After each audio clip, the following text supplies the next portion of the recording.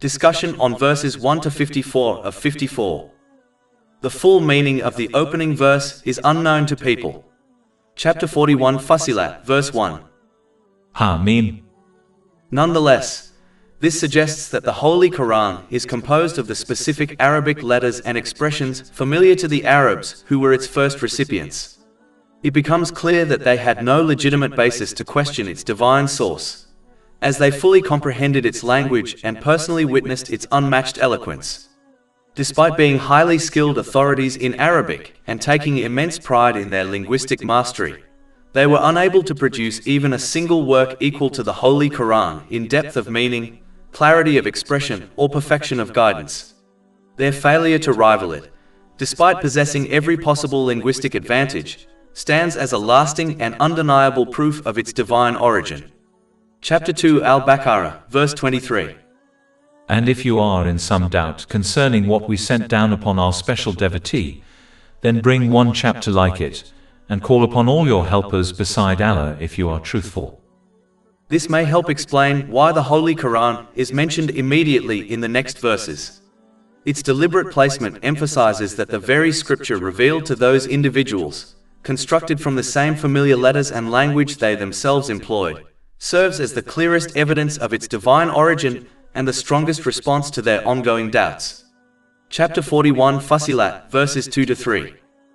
A revelation from the entirely merciful, the especially merciful. A book whose verses have been explained, an Arabic Quran for a people who know. Even if a person were to reach the very summit of Arabic eloquence, their speech would still be incapable of matching the vast wisdom of the Holy Quran in its insight into the human psyche and the cultivation of moral excellence. No human work can mirror its perfect balance of simplicity and depth. It contains layers that test the most accomplished scholars while remaining sufficiently clear for any sincere seeker to implement in daily life.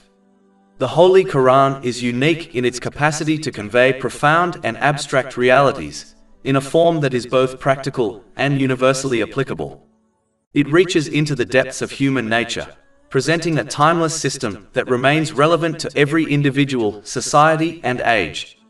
Every verse testifies to its divine origin through unparalleled precision and an eloquence that rises above all human expression. Unlike other writings that may contain inconsistencies or contradictions, the Holy Quran is fully safeguarded from error by Allah, the Exalted. It presents an accurate and flawless account of ancient nations, even though it was revealed through the Holy Prophet Muhammad, peace and blessings be upon him, who possessed no formal learning in history or earlier scriptures. Moreover, the Holy Quran functions as a complete guide for the betterment of humanity, encouraging all that nurtures life and forbidding all that causes harm. It establishes justice and balance within both the individual and the wider community, free from the exaggerations commonly found in myth or poetry. Every verse is deliberate and invigorating. With repeated recitation, new dimensions of meaning and wisdom continually emerge. By anchoring its promises and warnings in reason, and by translating virtues such as patience into achievable practice, the Holy Quran makes divine guidance accessible, comprehensible, and attainable for all. Chapter 41 Fussilat, verse 2. A revelation from the entirely merciful, the especially merciful. The Holy Quran calls humanity to understand the fundamental purpose of existence, to serve Allah, the Exalted, with sincerity by employing every blessing bestowed upon them in the pursuit of His pleasure. Through such devoted obedience, individuals attain inner peace and true success in both this world and the hereafter, reaching a state of balance in which the mind, body, and soul function in their proper harmony. For those seeking lasting peace and fulfillment, the Holy Quran illuminates the straight path with unmatched clarity and elegance. Its guidance is perfectly aligned with human nature, remaining timeless and applicable across all societies and generations. When sincerely accepted and practically implemented, it offers complete solutions for every dimension of human life, addressing emotional, financial, and physical challenges while harmonizing personal needs with the welfare of society.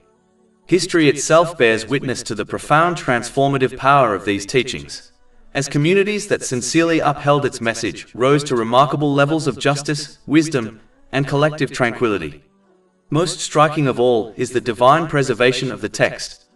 Across the passage of centuries, not a single letter of the Holy Quran has been changed, for Allah, the Exalted, has promised to protect it forever. Chapter 15 Al-Hijr, verse 9. Indeed, it is we who sent down the message, i.e. the Quran, and indeed we will be its guardian. No other work in human history shares this unparalleled distinction. Allah, the Exalted, addresses the deepest and most recurring challenges encountered by every civilization, offering solutions that are both decisive and enduring. By treating these root issues, the Holy Quran either prevents or resolves the countless secondary problems that naturally stem from them.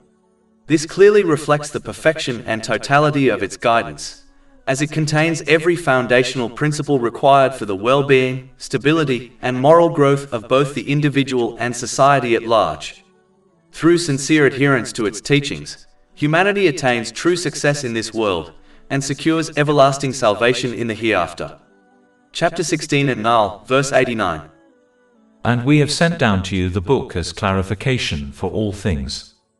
This constitutes the most significant and enduring miracle bestowed by Allah, the Exalted, upon His final messenger, the Holy Prophet Muhammad, peace and blessings be upon him. The profound guidance and vast benefits of the Holy Quran remain accessible exclusively to those who approach it with sincerity, humility, and a genuine quest for truth. Individuals who permit personal whims and worldly inclinations to dictate their engagement, accepting only what aligns with their biases while disregarding or opposing what challenges them, find themselves increasingly distanced from its transformative and elevating influence. Such a selective approach to submission results in nothing but confusion, failure, and profound regret, both in the present life and in the hereafter. Chapter 17 Al-Isra, verse 82. And we send down of the Quran that which is healing and mercy for the believers, but it does not increase the wrongdoers except in loss. Chapter 41 Fussilat, verse 1. Hamim. This chapter begins with isolated letters, a feature shared by various parts of the Holy Quran, the ultimate significance of which remains exclusively with Allah, the Exalted. These openings serve as a profound testament to the finite nature of human perception, underscoring the vital need for a humble approach toward divine discourse.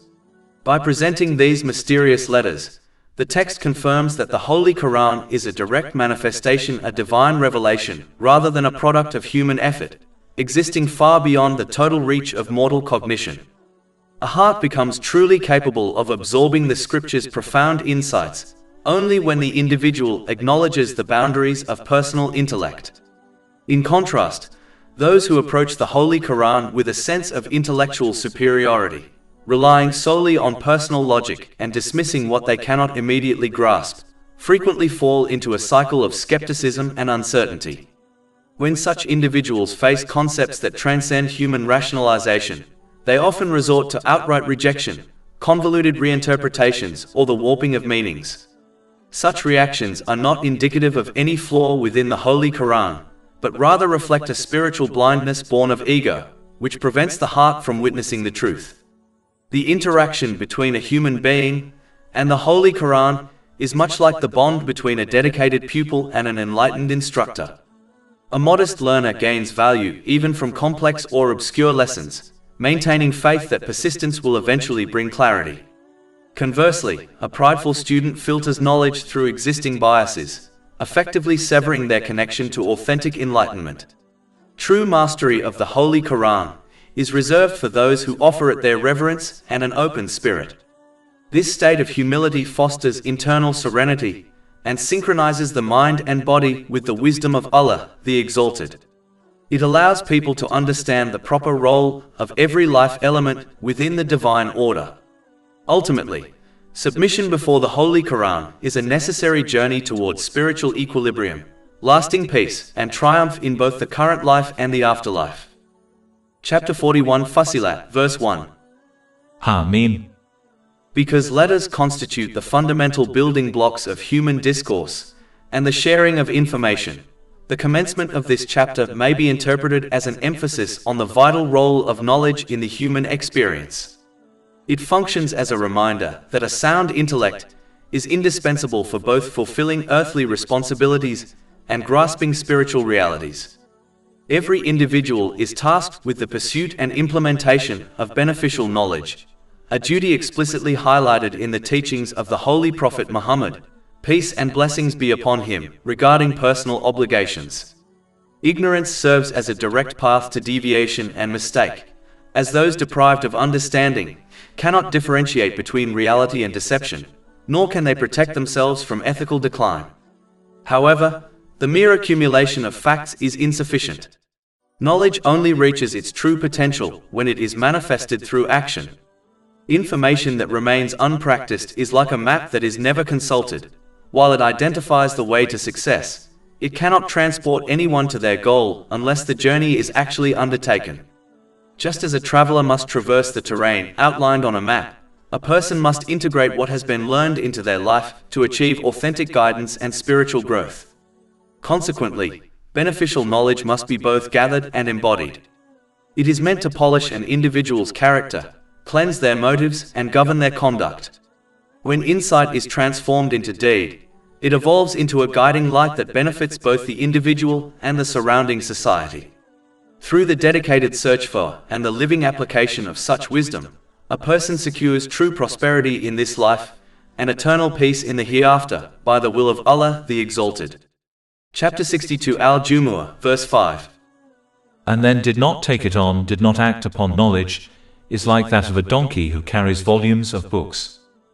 The subsequent verse illustrates the most exalted and comprehensive guidance ever bestowed upon mankind, establishing that all other branches of learning find their ultimate completion and refinement within the divine insights of the Holy Quran. This celestial wisdom provides an integrated framework that governs every facet of human existence, seamlessly merging temporal duties with eternal spiritual objectives. By dedicating oneself to these principles, an individual achieves a state of equilibrium and steadfastness across both the mental and physical realms, ensuring that every social tie, obligation, and personal aim is organized according to its rightful significance. Through such a harmonious and intentional way of living, people reach a state of genuine flourishing in the present world, and are granted the certainty of eternal triumph in the life to come, by the mercy and grace of Allah the Exalted. Chapter 41 Fussilat, verse 2. A revelation from the entirely merciful, the especially merciful. To derive genuine benefit from the Holy Quran, engagement must align with the methodology and practices of the Holy Prophet Muhammad, peace and blessings be upon him. This involvement transcends the mere precision, a consistent recitation. It demands a profound internal effort to grasp the meanings and manifest that guidance within every facet of daily existence. Since the Holy Quran is not merely a spoken text, but a comprehensive and functional manual for living, recitation alone remains insufficient. Its capacity to transform is unlocked only through action. Much like a map which holds no utility unless a traveler adheres to its path, the Holy Quran provides direction specifically to those who execute its instructions. Furthermore, it is not a tool for materialistic gain. Utilizing specific verses solely to acquire wealth, progeny, or status undermines its true objective, as temporal blessings possess their own divinely established means. Instead, the Holy Quran educates humanity on the balanced and virtuous utilization of every blessing bestowed by Allah the Exalted. Those who embrace its path with sincerity cultivate a profound harmony of mind and body, directing their lives with wisdom.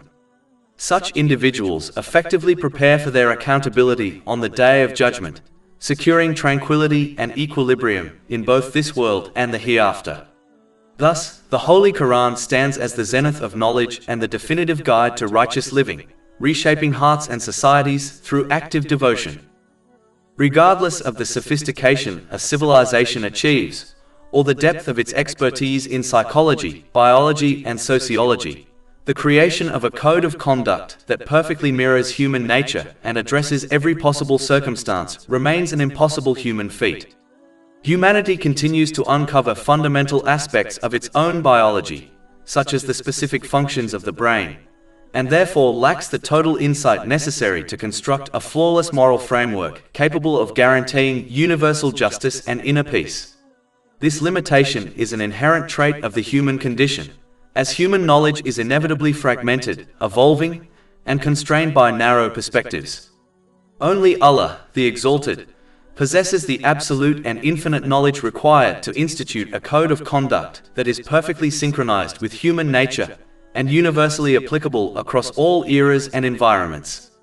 As the creator of all existence, His wisdom encompasses the totality of the past, present, and future.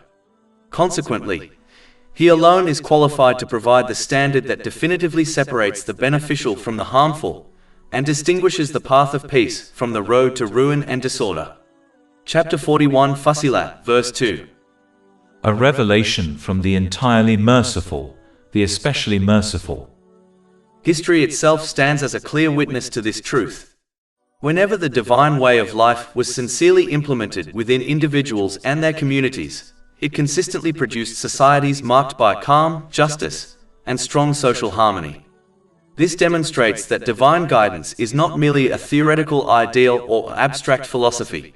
Rather, it is a practical and transformative framework that is perfectly aligned with human well-being and collective flourishing. For this reason, people must accept the guidance granted to them as an expression of mercy from Allah, the Exalted, not as a hardship or restriction. Although this guidance may sometimes conflict with personal desires or prevailing social norms, it is designed solely for the benefit of those who follow it. The difficulty lies not in the guidance itself, but in the resistance of unchecked desires. The correct attitude toward divine instruction is similar to that of a sensible patient who trusts a skilled physician. Even if the prescribed treatment is unpleasant or demands strict discipline, the patient follows it because they understand that recovery and long-term health depend upon it. They recognize that the treatment is a form of mercy, not cruelty. In the same way, the person who remains committed to the teachings of Islam, despite challenges and personal sacrifice, ultimately attains clarity of thought, emotional balance, and deep inner peace. Such a life reflects the true purpose of divine guidance, not to burden humanity, but to heal it, stabilize it, and lead it toward lasting success in this world and the next. Chapter 41 Fussilat, verse 2. A revelation from the entirely merciful, the especially merciful. The people of Mecca, who rejected Islam, possessed exceptional mastery of the Arabic language, and because of this expertise, they clearly recognized that the Holy Quran could not have originated from any created being. Its depth, clarity, and linguistic precision were far beyond human capability. Chapter 41 Fussilat, verse 3. A book whose verses have been explained, an Arabic Quran for a people who know. In addition to this, they had lived alongside the Holy Prophet Muhammad, peace and blessings be upon him, for 40 years before he announced his mission. During that long period, they knew him to be truthful, trustworthy, and free from deception. This lifelong familiarity left no rational basis for accusing him of fabrication. Chapter 10 Yunus, verse 16. For I had remained among you a lifetime before it. Then will you not reason? Furthermore, it was widely acknowledged by both the people of the book and the people of Mecca that the Holy Prophet Muhammad, peace and blessings be upon him, had no exposure to earlier divine scriptures. He neither studied them nor learned to read or write. As such, he could not have accessed either their original teachings or later alterations. This reality decisively removes any claim that the Holy Quran was derived from earlier texts. Chapter 29 Al-Ankabut, verse 48. And you did not recite before it any scripture, nor did you inscribe one with your right hand. Then, i.e., otherwise the falsifiers would have had cause for doubt. Despite this overwhelming clarity, the leaders among the disbelieving people of Mecca chose arrogance and stubbornness over truth. Although they recognized the authenticity of the message, they refused to respond appropriately to its promises and warnings. Their attitude resembled that of people who are physically present, yet spiritually deaf, unable or unwilling to comprehend what they hear. Chapter 41 Fussilat, verse 4. As a giver of good tidings and a warner, but most of them turn away so they do not hear. It is essential to recognize that good news and warnings only produce real benefit when a person responds to them through consistent and practical action. When a person acts upon this guidance by properly using the blessings that Allah, the Exalted, has granted, in accordance with Islamic teachings, they attain genuine peace of mind in both worlds. This peace is not superficial. Rather, it arises because the person develops a balanced mental and physical state, understands priorities clearly, and places responsibilities, relationships, and goals in their correct and rightful positions within life. Such a person lives with clarity and purpose, as their actions align with guidance instead of impulse or desire. As a result, they are able to manage worldly matters wisely while remaining mindful of their ultimate accountability. This balanced approach allows them to move through life with inner stability, contentment, and confidence, even when facing challenges or uncertainty. On the other hand, when a person fails to respond practically to the good news and warnings found in Islamic teachings, they continue to misuse, neglect, or take for granted the blessings they have been given. Over time, this leads them into an imbalanced mental and physical condition, where anxiety, confusion, and dissatisfaction become dominant features of their life. They struggle to organize their priorities correctly, often placing excessive importance on temporary matters while neglecting what is truly lasting and meaningful. Furthermore, such a person neglects sincere preparation for their accountability on the Day of Judgment. This neglect weakens their sense of responsibility and purpose, causing them to drift through life without clear direction or spiritual grounding. As a consequence, they experience stress, hardship, and inner turmoil in both worlds. Even if they appear to enjoy wealth, comfort, or outward worldly luxuries, these external factors fail to provide lasting peace or fulfillment. Instead, the absence of practical response to divine guidance leaves them burdened with unrest, difficulty, and loss, both inwardly and outwardly. The leaders who opposed Islam in Mecca adopted a variety of tactics to discourage others from accepting it, driven largely by fear of losing their authority, status, and social influence. Rather than engaging sincerely with the message, they chose avoidance and denial. One method they relied upon was pretending that the Holy Quran was something strange and alien to them, as though it was not meant for human beings at all. They claimed that, despite hearing it recited, it had no positive impact on their hearts. Chapter 41 Fussilat, verse 5. And they say, our hearts are within coverings from that to which you invite us, and in our ears is a heaviness. They went even further by extending this false sense of alienation to the Holy Prophet Muhammad, peace and blessings be upon him. They behaved as though he was unfamiliar to them and distant from their lives, despite the undeniable reality that he had lived among them for 40 years before announcing his prophethood. Chapter 41 Fussilat, verse 5. And between us and you is a partition. They employed these baseless and irrational claims as a deliberate strategy to dismiss both the Holy Quran and the Holy Prophet Muhammad, peace and blessings be upon him, hoping that others would follow their stance through blind imitation rather than reflection or reason. By portraying themselves as resolute and unmoved, they attempted to project an image of confidence and authority, encouraging the wider society to adopt the same dismissive attitude simply because their leaders had done so. Chapter 41 Fussilat, verse 5. So work indeed we are working. Through this statement, they sought to draw a false line between themselves and divine guidance, implying that they were firmly committed to their own path and had no need to reconsider their beliefs or behavior. In reality, this was not a declaration of strength, but a manifestation of fear of losing leadership, influence, and social dominance. Rather than engaging sincerely with the message of the Holy Quran, or honestly assessing the character and truthfulness of the Holy Prophet Muhammad, peace and blessings be upon him, they chose stubborn resistance as a shield against change. In reality, their statements were clearly irrational and dishonest, as no reasonable person could deny how well they knew the Holy Prophet Muhammad, peace and blessings be upon him. He was raised among them, known for his integrity, and deeply embedded in their society long before revelation began. Their claims were not rooted in confusion, but in deliberate resistance. In contrast to their assertions, divine revelation is repeatedly described in the Holy Quran as a reminder. This description is deeply significant, as it highlights that revelation is perfectly aligned with human nature. Anything that truly contradicts the innate disposition of humanity will inevitably feel foreign, uncomfortable, and restrictive. When people attempt to live by systems that clash with their natural makeup, the result is often mental strain, emotional unrest, and even physical imbalance. By contrast, Islamic teachings are divinely designed to harmonize with the essence of human nature. Because of this alignment, they feel inherently familiar rather than imposed. They nurture balance, clarity, and stability in both mental and physical states. This sense of familiarity is often especially evident in those who accept Islam after following another religion or way of life. Many describe feeling as though they are not learning something entirely new, but rediscovering truths that already existed within them. Even without extensive prior study, the teachings resonate deeply, as if they are awakening something long dormant in the heart. This is because Islam does not force an artificial framework onto human beings. Instead, it restores them to the natural state upon which Allah, the Exalted, has created all people.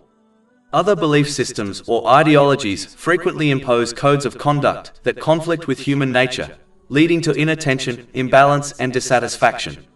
However, this contrast is not always immediately recognized.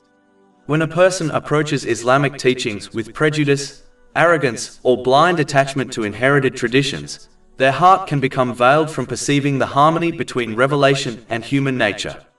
Yet when the same teachings are approached sincerely and impartially, divine guidance reveals itself not as a burden or restriction, but as a reminder that restores what was already meant to be there. In this way, revelation functions both as a mirror and a compass. A mirror that reflects the innate truth already present within the human soul, and a compass that guides a person toward peace of mind in both worlds. Through this guidance, a person achieves a balanced mental and physical state, and learns to place everything and everyone in life in their correct and rightful position. As mentioned earlier, the leaders among the people of Mecca who rejected Islam employed various strategies to discourage others from accepting the truth, driven by fear of losing their authority, leadership, and social influence. One such method was to cast doubt on the very human nature of the holy prophets, peace be upon them. They claimed that a holy prophet, peace be upon them, should not be a human being like the rest of society, but rather a special or extraordinary creature, such as an angel. This claim ignored the fundamental wisdom behind prophethood. The role and mission of a holy prophet, peace be upon them, are specifically designed for humanity. The primary objective of a holy prophet, peace be upon them, is to serve as a clear, practical, and living example for people in every aspect of life: belief, worship, character, family relations, social conduct, and personal struggle. This purpose would not be fulfilled by an angel, as angels do not share the human experience. They do not feel hunger, fatigue, desire, fear, or emotional strain, nor do they face the same moral and physical challenges that define human life. If an angel were appointed as a holy prophet, peace be upon them, people could easily claim that such a being was impossible to follow, using this as a justification before Allah the Exalted on the Day of Judgment. For this reason, even if Allah the Exalted were to send an angel as a messenger, He would necessarily present that angel in human form so that people could realistically relate to and emulate the guidance conveyed. Chapter 41 Fussilat, verse 6. Say, I am only a man like you. In light of this, it is unreasonable for those people to express astonishment at the selection of a human being to convey divine guidance. Is it not natural and consistent with wisdom that a holy prophet, peace be upon them, should be from among humanity in order to guide humanity effectively? When people are immersed in misguidance and unaware of the truth, what is truly astonishing? That their Creator and Lord would take deliberate steps to guide them, or that they would be left to wander indefinitely in error. The reaction of those who rejected this wisdom reflects a deeper resistance to guidance itself. Their objection was not rooted in reason, but in pride, fear of accountability, and attachment to worldly status. Thus, their astonishment at human prophethood stands as a striking example of how arrogance can blind a person to even the most evident manifestations of divine mercy and wisdom. The underlying reason for the stubborn and resistant attitude of the leaders of the non-Muslims of Mecca is clarified in the continuation of the verse.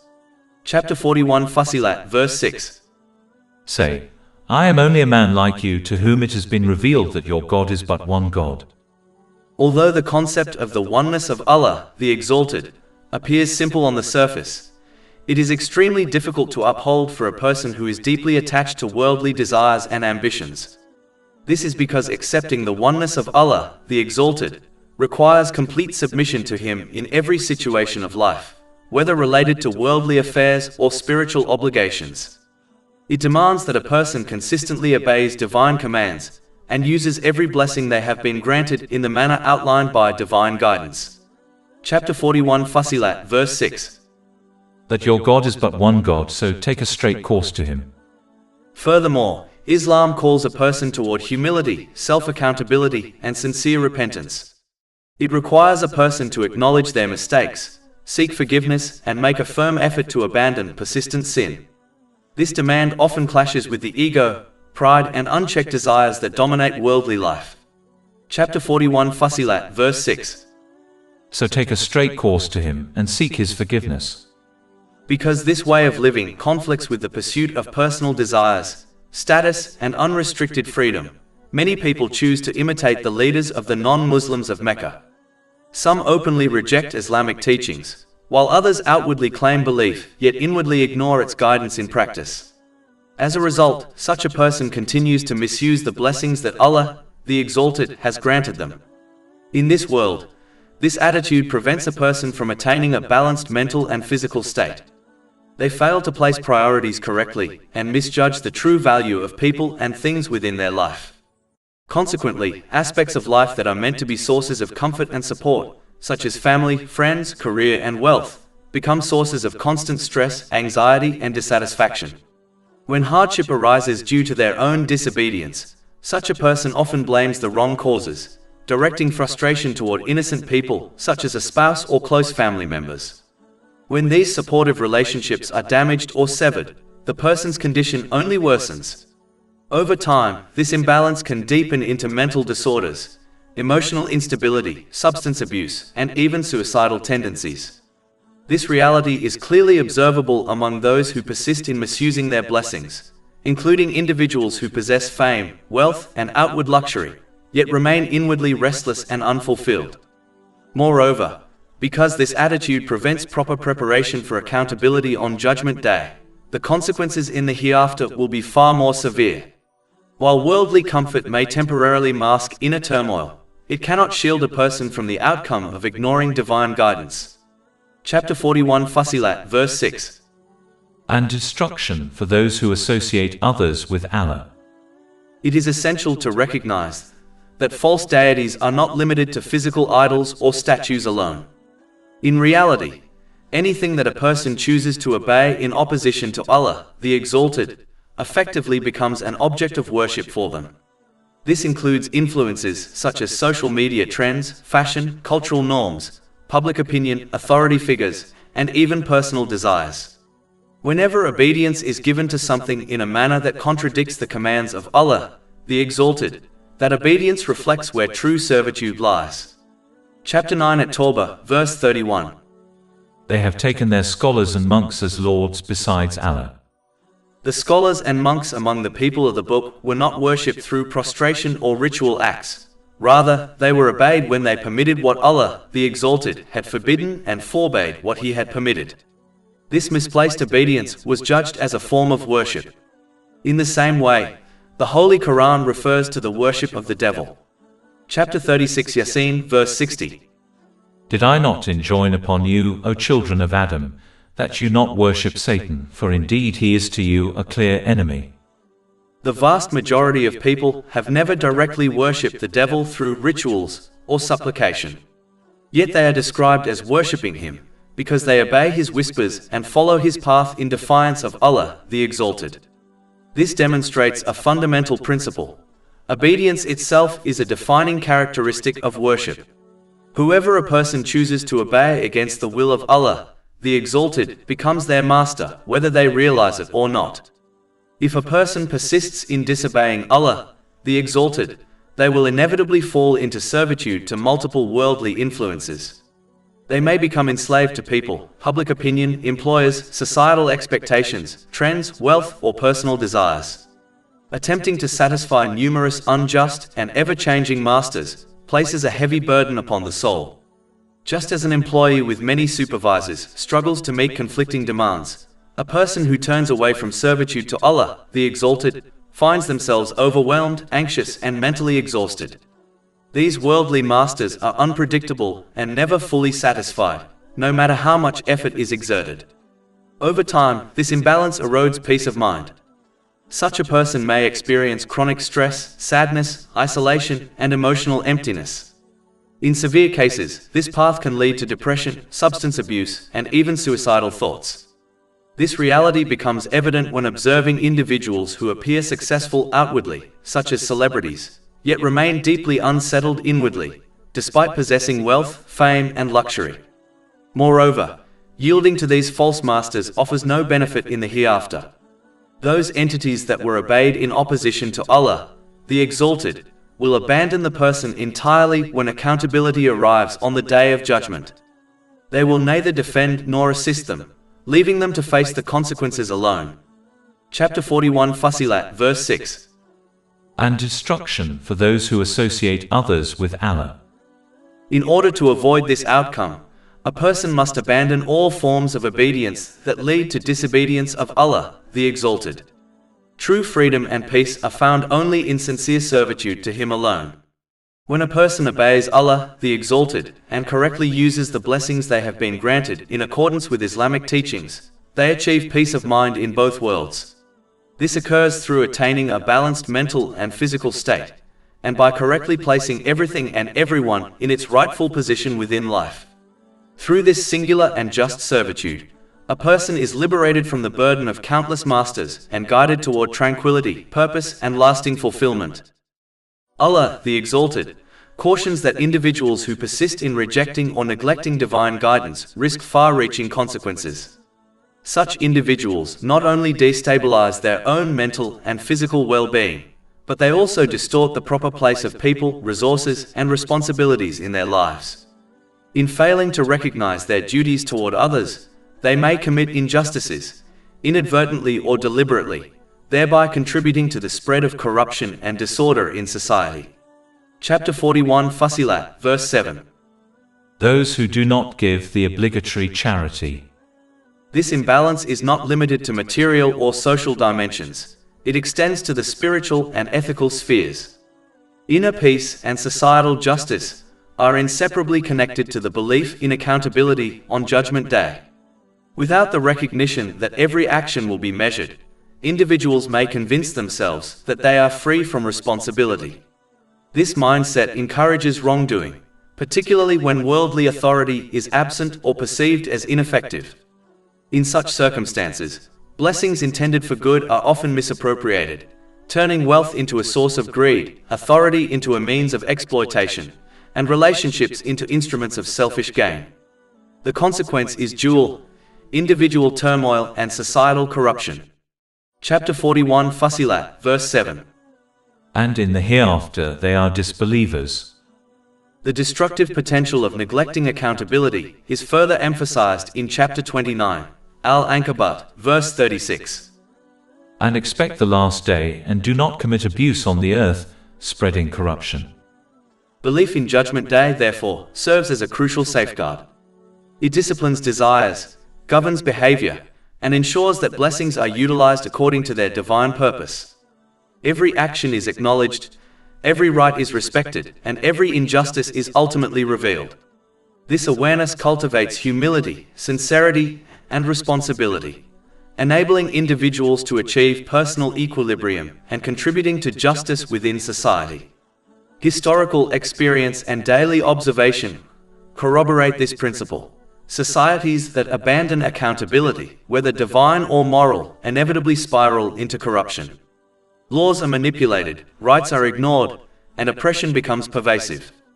Conversely, societies that maintain accountability, guided by both moral and spiritual principles, cultivate justice, compassion, and stability.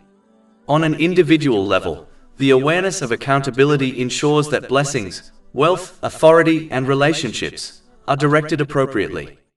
Wealth is invested in supporting family and community, authority is exercised with fairness, and relationships are nurtured with sincerity. Such balance fosters inner peace, as individuals recognize that they are living in accordance with divine guidance. On a societal level, accountability safeguards the rights of all members, upholds justice, and secures social harmony. In its absence, chaos ensues. Resources are misused, responsibilities neglected, and oppression flourishes. Families fragment, communities deteriorate, and societies succumb to corruption. Where accountability is present, stability, prosperity, and harmony prevail. Ultimately, belief in Judgment Day transcends abstract theology. It is a practical necessity, forming the foundation for personal tranquility and social justice. Without it, imbalance and injustice dominate. With it, blessings are protected, rights are fulfilled, and peace is maintained, both in this world and in the hereafter, through obtaining a balanced mental and physical state, and through correctly placing everything and everyone within their life. Chapter 41 Fussilat, verse 8. Indeed, those who believe and do righteous deeds, for them is a reward uninterrupted. Allah, the Exalted, further draws attention to certain signs within creation that clearly demonstrate His oneness and the necessity of obeying Him in every circumstance. These signs are presented to encourage individuals to adopt righteous behavior, not as an external obligation, but for their own benefit and well-being. Chapter 41 Fussilat, verse 9. Say, do you indeed disbelieve in He who created the earth in 2 days and attribute to Him equals? The formation of the earth itself reflects extraordinary balance and wisdom. Its land has been shaped in such a way that it serves multiple purposes simultaneously. Fertile areas allow for agriculture and the growth of crops, while other areas provide stable foundations for building human settlements. Observing the Earth's varied landscapes reveals thoughtful design in their altitudes. High-altitude regions, though present, are naturally difficult to inhabit due to steep terrain and thinner oxygen, making them challenging for regular life. In contrast, the majority of the Earth's surface lies at an optimum altitude, providing ideal conditions for human habitation, agriculture, and travel. Moreover, certain regions of the Earth are naturally inaccessible, whether due to mountains, dense forests, or deserts, limiting human movement and use of resources there. Despite this, most of the planet has been intentionally structured to be accessible, allowing people to benefit from its resources with relative ease. The design extends further to the distribution of essential natural resources. The Earth ensures that necessities for human life, such as water, fertile soil, and other basic provisions, are more easily reachable, whereas less critical or non-essential resources may be more difficult to access. These features of the Earth, its balance, accessibility, and the thoughtful placement of resources, cannot be attributed to chance. They are clear indicators of deliberate design and point to the presence of a Creator, whose wisdom encompasses every aspect of creation. Chapter 41 Fussilat, verse 9. That is the Lord of the worlds. The constant rotation of the Earth, occurring at remarkable speed, necessitates structural stability for life to thrive. Allah, the Exalted, has established mountains as stabilizing pegs, securing the Earth's surface and enabling the flourishing of life. Chapter 41 Fussilat, verse 10. And He placed on the earth firmly set mountains over its surface. Mountains serve multiple essential functions beyond mere stability. They play a critical role in the natural water cycle by capturing, retaining, and purifying rainwater, including rainfall that may be acidic. This process ensures that water is suitable for human consumption, agriculture, and for sustaining animal life. Rivers and streams are naturally fed by this purified water, providing a constant and reliable supply that is crucial for survival. Importantly, this fresh water remains separate from the saline water of seas and oceans, which serves its own distinct purposes. The separation prevents contamination of seawater by decaying matter, maintaining ecological balance and safeguarding life on Earth. Were these waters to mix indiscriminately, the delicate conditions necessary for life would be disrupted, demonstrating the precise and purposeful design embedded within the natural world. Through such phenomena, the stabilizing presence of mountains and the careful regulation of fresh and salt water, Allah, the Exalted, illustrates the intricate balance of creation, pointing unmistakably to His wisdom and the necessity of human reflection and gratitude. Through the intricately balanced water cycle and the careful design of agricultural systems, Allah, the Exalted, provides His creation with a continuous and reliable supply of wholesome provisions. These mechanisms ensure that all creatures have access to the resources necessary for life, supporting both sustenance and well-being. Chapter 41 Fussilat, verse 10. And he blessed it, and determined therein its creatures' sustenance in 4 days without distinction, for the information of those who ask. This verse emphasizes that provision has been intentionally allocated, without bias, to meet the needs of all living beings. The Earth's natural systems, ranging from rainfall and rivers to fertile soil and seasonal cycles, work in perfect harmony to deliver nourishment efficiently and sustainably. Such design is a clear indication of deliberate planning, highlighting the wisdom and care of the Creator. By reflecting on these signs, individuals are reminded of their dependence on Allah, the Exalted, and the necessity of gratitude, mindfulness, and responsible stewardship of the resources entrusted to humanity. Allah, the Exalted, highlights a profound reality for humanity. All of creation, except mankind, exists in a state of complete submission to His will, maintaining perfect balance and harmony. Chapter 41 Fussilat, verse 11. Then he directed himself to the heaven while it was smoke, and said to it, and to the earth, Respond to me, willingly or by compulsion. They said, We respond willingly. This natural equilibrium is evident throughout the universe. The rising and setting of the sun, the regular phases of the moon, and the countless planets that remain in their precise orbits, all demonstrate the seamless obedience of creation to the commands of Allah, the Exalted. Such harmony is only possible because these elements of creation are in complete submission to the divine will. In contrast, mankind does not inherently exhibit this same level of submission. Humans possess free will, and as a result, often deviate from obedience to Allah, the Exalted. This deviation prevents individuals from achieving the balance and harmony observed in the natural world. Therefore, those who seek to attain equilibrium in their own lives must emulate the rest of creation by sincerely obeying Allah, the Exalted, at all times. This obedience involves the correct and responsible use of the blessings they have been granted, as outlined in the traditions of the Holy Prophet Muhammad, peace and blessings be upon him. By aligning one's actions with divine guidance, individuals can achieve a harmonious mental and physical state, properly organize the various aspects of their life, and prepare themselves for accountability on Judgment Day. Such conduct ensures tranquility, both in this world and in the hereafter, reflecting the same balance and harmony that permeates the universe. Chapter 41 Fussilat, verse 12. And he completed them as 7 heavens within 2 days, and inspired in each heaven its command.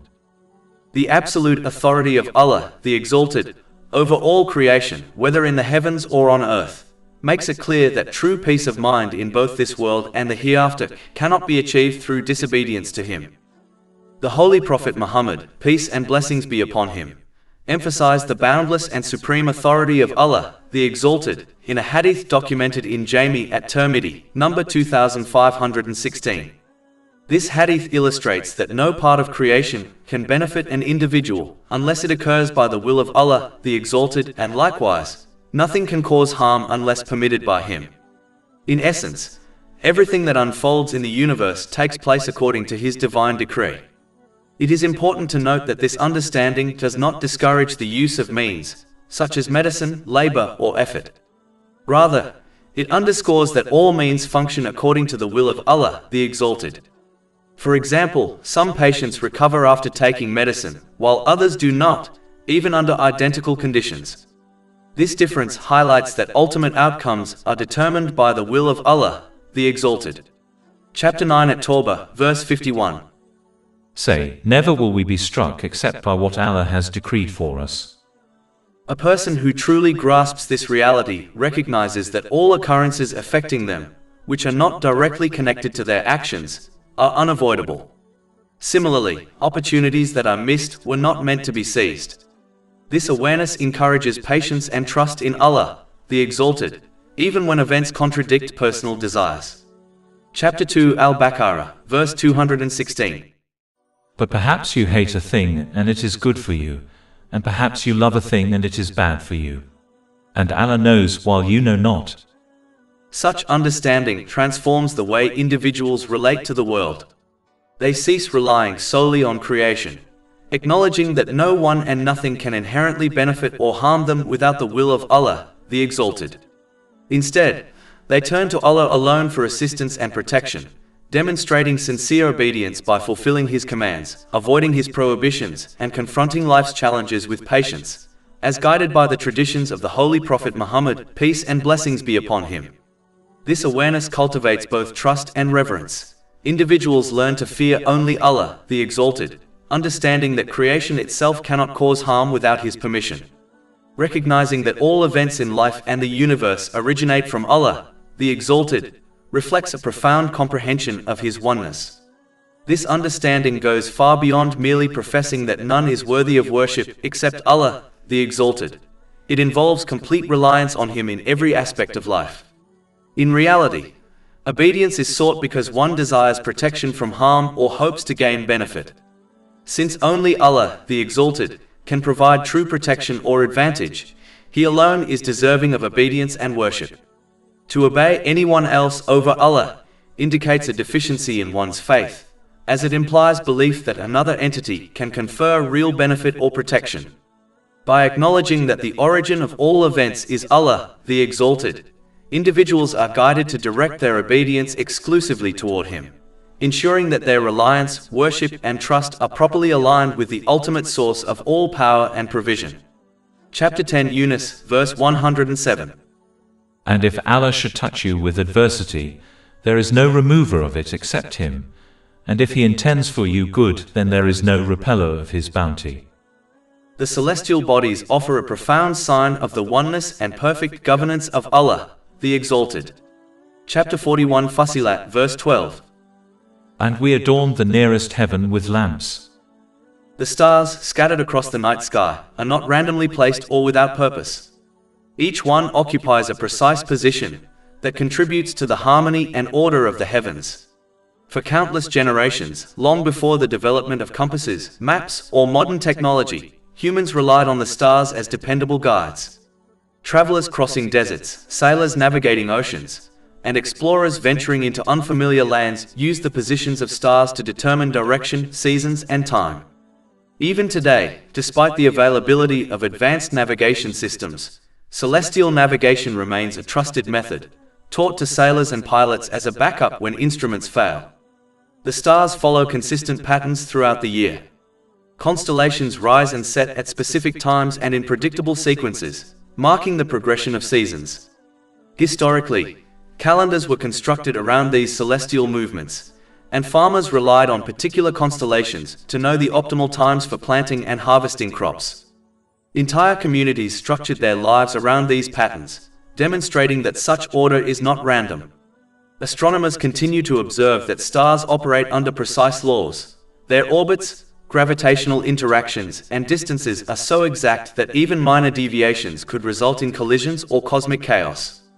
The fact that these immense celestial bodies move in perfect harmony without crashing into one another is a clear indicator that they exist under the command of a single, all-powerful authority. Beyond their functional role, the stars also inspire reflection and contemplation. Their beauty and vastness draw the observer to consider the magnitude of creation and the grandeur of the One who fashioned it.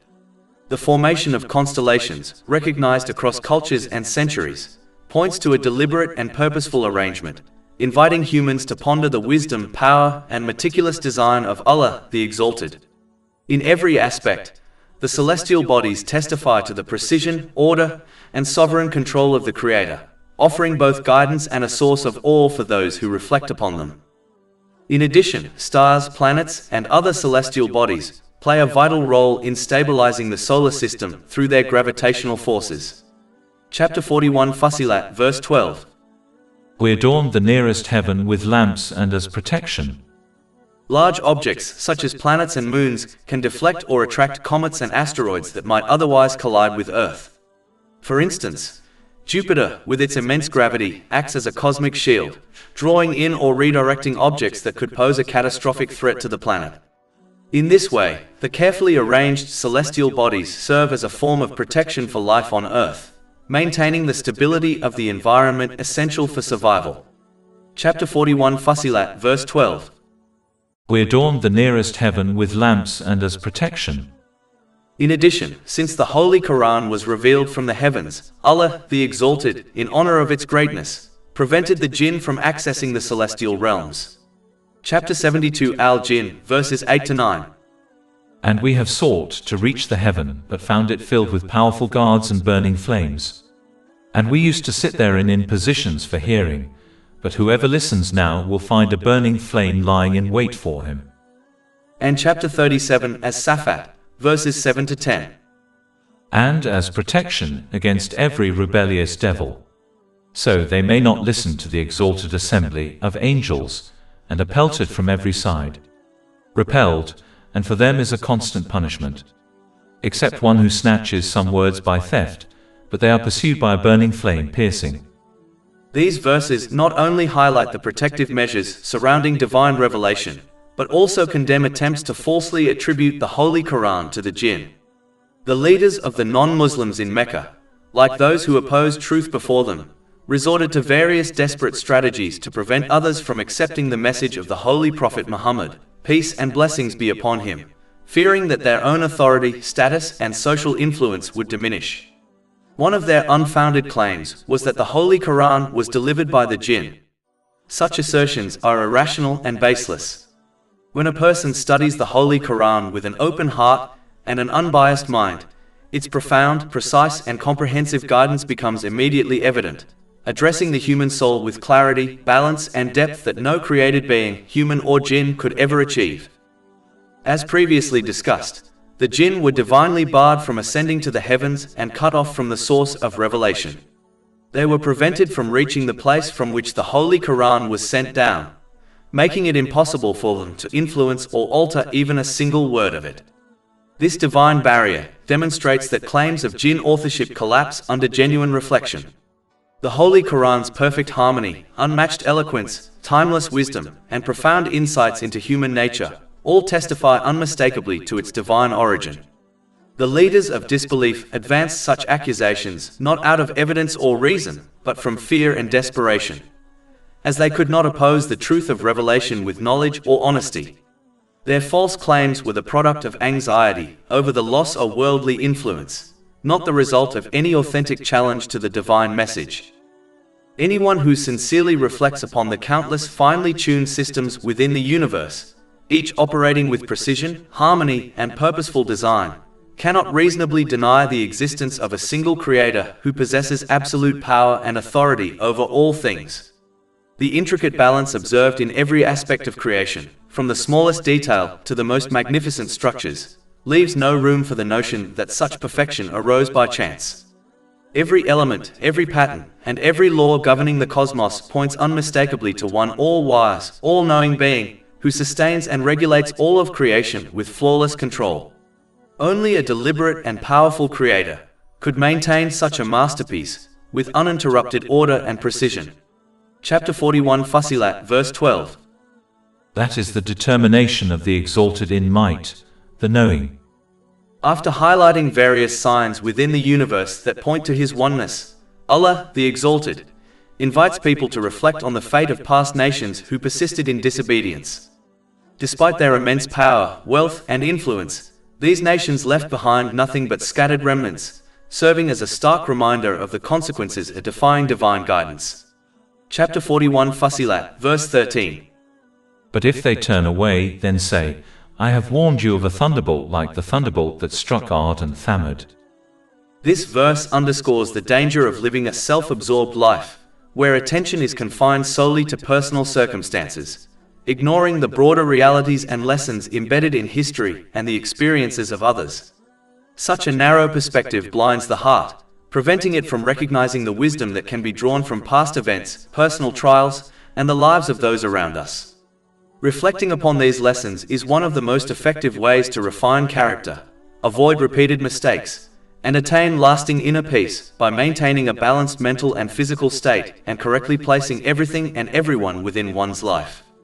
For example, observing the wealthy and powerful who misuse the blessings they have been granted, only to later succumb to anxiety, depression, addiction, or even despair despite their material comforts, illustrates that genuine tranquility cannot be bought or secured through unchecked desires.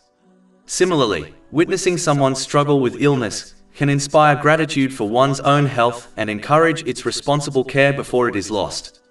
Islam therefore emphasizes mindfulness, reflection, and the extraction of wisdom from the world beyond oneself, urging people to consider the greater realities around them and to live with awareness, balance, and purposeful action. Allah, the Exalted, issues a warning against following the example of previous nations who prioritized worldly pursuits over submitting to divine guidance, even though they were repeatedly sent holy prophets, peace be upon them. Chapter 41 Fussilat, verse 14. That occurred when the messengers had come to them before them and after them, saying, "Worship not except Allah." They said, "If our Lord had willed, he would have sent down the angels, so indeed we, in that with which you have been sent, are disbelievers."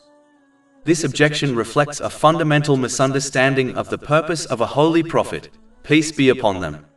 The mission of a prophet is specifically designed for humans, to provide a living, practical example of how to navigate the moral, social, and spiritual challenges of life.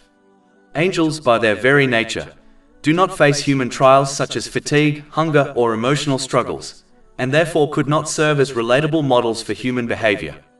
The essence of prophethood lies in demonstrating how a human being can act with faith, patience, and obedience under the conditions experienced by ordinary people.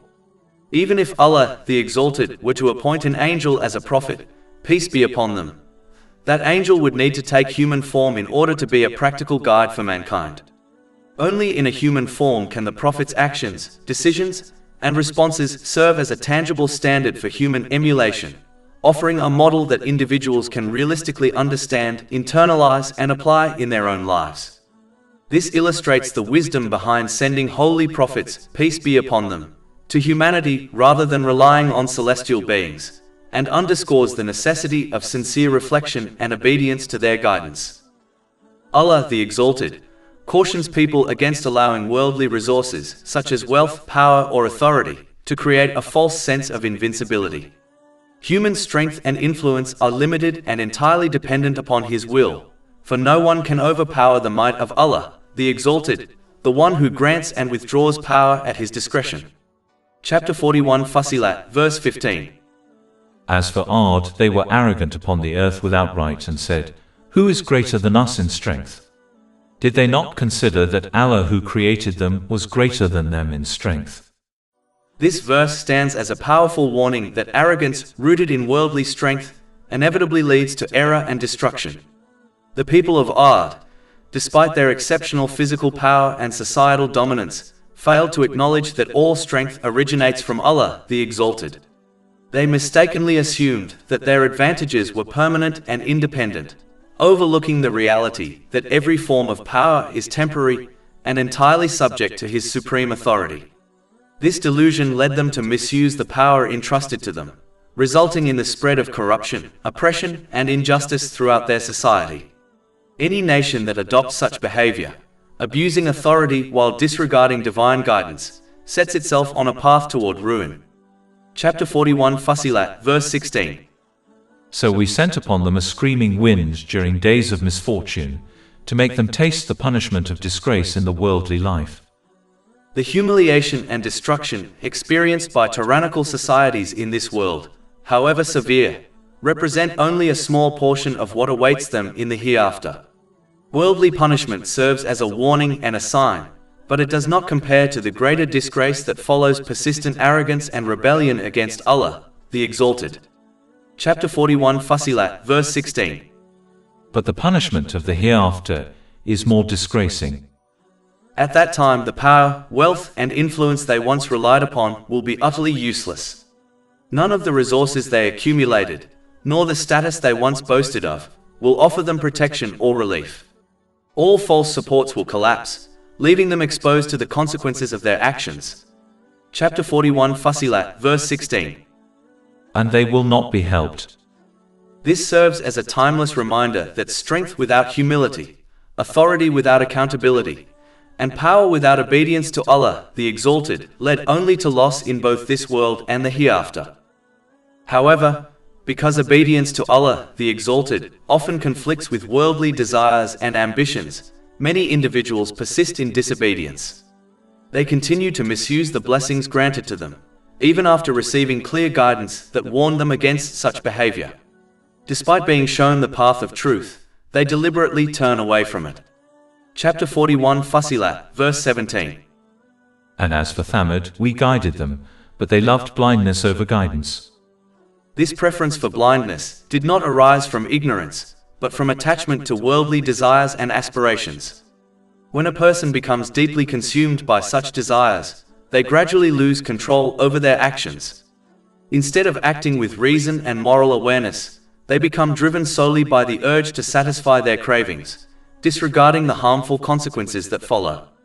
This condition closely resembles that of a drug addict, whose addiction dominates their behavior. In pursuit of drugs, such a person may commit serious wrongs, including theft or deception, while remaining largely indifferent to the damage they cause to themselves and others. Their judgment becomes clouded, and their moral compass distorted. A similar process occurs when worldly desires, such as the pursuit of wealth, status, or power, intensify beyond moderation. What begins as a permissible aim can gradually evolve into an obsession, and eventually an addiction that governs a person's decisions and conduct. Once this stage is reached, individuals persist in misusing the blessings they have been granted, even when clear evidence and repeated warnings stand before them. On a personal level, this results in an unbalanced mental and physical state, where priorities are distorted and everything and everyone is misplaced within their life. Because such individuals fail to prepare for their accountability on Judgment Day, their punishment in the hereafter will be far more severe. Moreover, this mindset prevents people from fulfilling the rights of others and instead encourages wrongdoing, exploitation, and oppression. As a result, corruption and injustice spread throughout society, weakening its moral foundations and leading it toward collapse. A society that collectively adopts this behavior, persistently rejecting guidance in favor of desire, renders itself deserving of destruction. Chapter 41 Fussilat, verse 17. So the thunderbolt of humiliating punishment seized them for what they used to earn. This serves as a lasting warning that loving blindness over guidance leads not to freedom or success, but to humiliation, loss, and destruction, both in this world and in the hereafter. Chapter 41 Fussilat, verse 17. And as for Thamud, we guided them, but they loved blindness over guidance. In general, those who reject faith or avoid acting upon it do so out of an attachment to the material world and its attractions. They assume that believing in and practicing faith will limit their enjoyment of worldly pleasures, viewing divine guidance as a restriction upon their desires. As a result, they either openly turn away from faith or distance themselves from it in practice. Instead, they devote themselves to the pursuit of material satisfaction, striving to fulfill their desires without restraint, under the false belief that true happiness and peace are found in unrestricted indulgence. Because of this mindset, they often look down upon those who accept and live by divine guidance, assuming that such individuals have deprived themselves of enjoyment and freedom. They view those who discipline their actions and use worldly blessings in ways pleasing to Allah, the Exalted, as confined and oppressed, while imagining themselves to be liberated and independent. In reality, this perception is entirely inverted. True servitude belongs to those who submit to the demands of the world, while genuine freedom is attained by those who submit to Allah, the Exalted. By surrendering to Him alone, individuals free themselves from slavery to desires, trends, and societal pressures. This reality can be understood through a simple example. A responsible parent restricts a child's diet, allowing unhealthy food only occasionally while ensuring that the child follows a balanced and nutritious routine. From the child's limited perspective, these boundaries appear burdensome, and the child may feel controlled or deprived. Meanwhile, another child is given complete freedom to eat whatever they wish, whenever they wish, and in whatever quantity they desire. This second child perceives themselves as unrestricted and superior, and may even ridicule the child who is subject to rules. At first glance, it seems that the unrestricted child is happier, while the disciplined child appears constrained. However, with time, the truth becomes evident. The child who grew up without limits often suffers serious physical consequences, such as obesity, chronic illness, and poor overall health. These physical problems frequently give rise to psychological distress, low self-esteem, and social difficulties. Gradually, this individual becomes enslaved to medication, disease, anxiety, and dependence, all of which severely restrict their quality of life. In contrast, the child who grew up with structure and guidance develops physical strength, mental clarity, and confidence. This balance enables them to live freely, pursue goals effectively, and avoid many of the limitations that burden the other child. Ironically, the one who was restricted becomes independent, while the one who is free becomes enslaved. The same principle applies to faith. Those who reject divine guidance in pursuit of unrestricted desire often end up enslaved to wealth, status, social media, fashion, culture, or public opinion. These forces dictate their choices, damage their mental and physical well-being, and erode inner peace. Conversely, those who submit solely to Allah, the Exalted, attain freedom from all other forms of servitude. Through obedience to Him, they achieve balance, clarity, and tranquility of both mind and body. In conclusion, the true slave is not the one who submits to Allah, the Exalted, but the one who submits to everything else besides Him. And the truly free individual is the one who devotes themselves to Allah alone, thereby securing lasting peace, dignity, and inner stability in both this world and the hereafter. Chapter 41 Fussilat, verse 17. And we saved those who believed and were pious. It is essential to recognize that deliverance from hardship, turmoil, and destruction was granted only to those who supported their belief with righteous conduct. Mere verbal affirmation of faith was never sufficient on its own. One should therefore not fall into the false assumption that peace of mind and success in both this world and the hereafter will be achieved without translating belief into action. True faith requires that the blessings granted by Allah, the Exalted, are used correctly and responsibly in accordance with Islamic teachings. When belief is not reinforced through obedience and ethical conduct, it becomes weak and unstable, and in some cases may even fade away entirely. Faith must be understood as something living and dynamic rather than static. It resembles a plant that requires consistent nourishment in order to grow and remain alive. Acts of obedience, sincerity, and restraint are the nourishment that sustain it. Just as a plant deprived of essentials such as sunlight and water will eventually wither and die, faith that is neglected and left unsupported by righteous action may also deteriorate and perish. This loss is far greater than any worldly setback, for it deprives a person of inner peace, purpose, and ultimate success.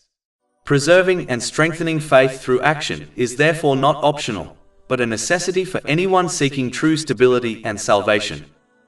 After recounting the downfall of earlier nations who chose persistent disobedience, Allah, the Exalted, turns attention to the overwhelming and terrifying reality of Judgment Day, when those who continue to oppose divine guidance will finally face the full consequences of their actions. Chapter 41 Fussilat, verse 19. And the day when the enemies of Allah will be gathered to the fire, while they are driven assembled in rows. In worldly life, these individuals refuse to structure their lives in accordance with divine guidance, despite the fact that such obedience would have brought them balance, tranquility, and success in both worlds. They insisted on following their own desires, rather than submitting willingly to Allah, the Exalted. As a result, on Judgment Day they will be compelled to submit, no longer by choice but by force, as every soul is brought under His absolute command. Since Judgment Day is the ultimate manifestation of perfect justice, no external witnesses or fabricated defenses will be required. A person's own body and the blessings granted to them will stand as undeniable evidence for or against them. Chapter 41 Fussilat, verse 20. Until when they reach it, their hearing and their eyes and their skins will testify against them of what they used to do. This reality completely dismantles the false assumption that judgment in the hereafter will resemble worldly courts, where outcomes can be manipulated through influence, deception, or false testimony. On that day, every excuse will be stripped away, and the truth will emerge with absolute clarity. Each individual will be judged with complete fairness and precision, based on their intentions, words, and deeds, leaving no room for injustice or denial. One must therefore remain constantly aware of how every worldly blessing is being used, particularly the body, senses, intellect, time and resources entrusted to them by Allah the Exalted. These blessings are not neutral possessions. Rather, they are responsibilities that will inevitably speak, either in defense of the one who used them correctly or against the one who misused them. Islamic teachings provide clear guidance on how each blessing should be employed, how the body should be protected from harm and immorality, how the eyes, ears, and tongue should be restrained from sin, how wealth should be earned and spent lawfully, and how time should be invested in that which benefits both this world and the hereafter. When a person aligns their conduct with this guidance, their blessings become a source of strength, stability, and inner tranquility, helping them maintain a balanced mental and physical state, and enabling them to place every aspect of life in its proper position. In contrast, when a person disregards this guidance and follows their desires instead, the misuse of these blessings gradually produces disorder within their life. Priorities become distorted, relationships are damaged, and peace of mind erodes. The body suffers through neglect or excess. The heart becomes restless, and the intellect is clouded by impulses rather than wisdom. This inner imbalance then manifests outwardly in harmful behavior toward others, contributing to injustice, conflict, and corruption within society. Such a person may feel momentary satisfaction, but it comes at the cost of long-term harm and spiritual loss. Most critically, the consequences of this misuse do not end with worldly discomfort.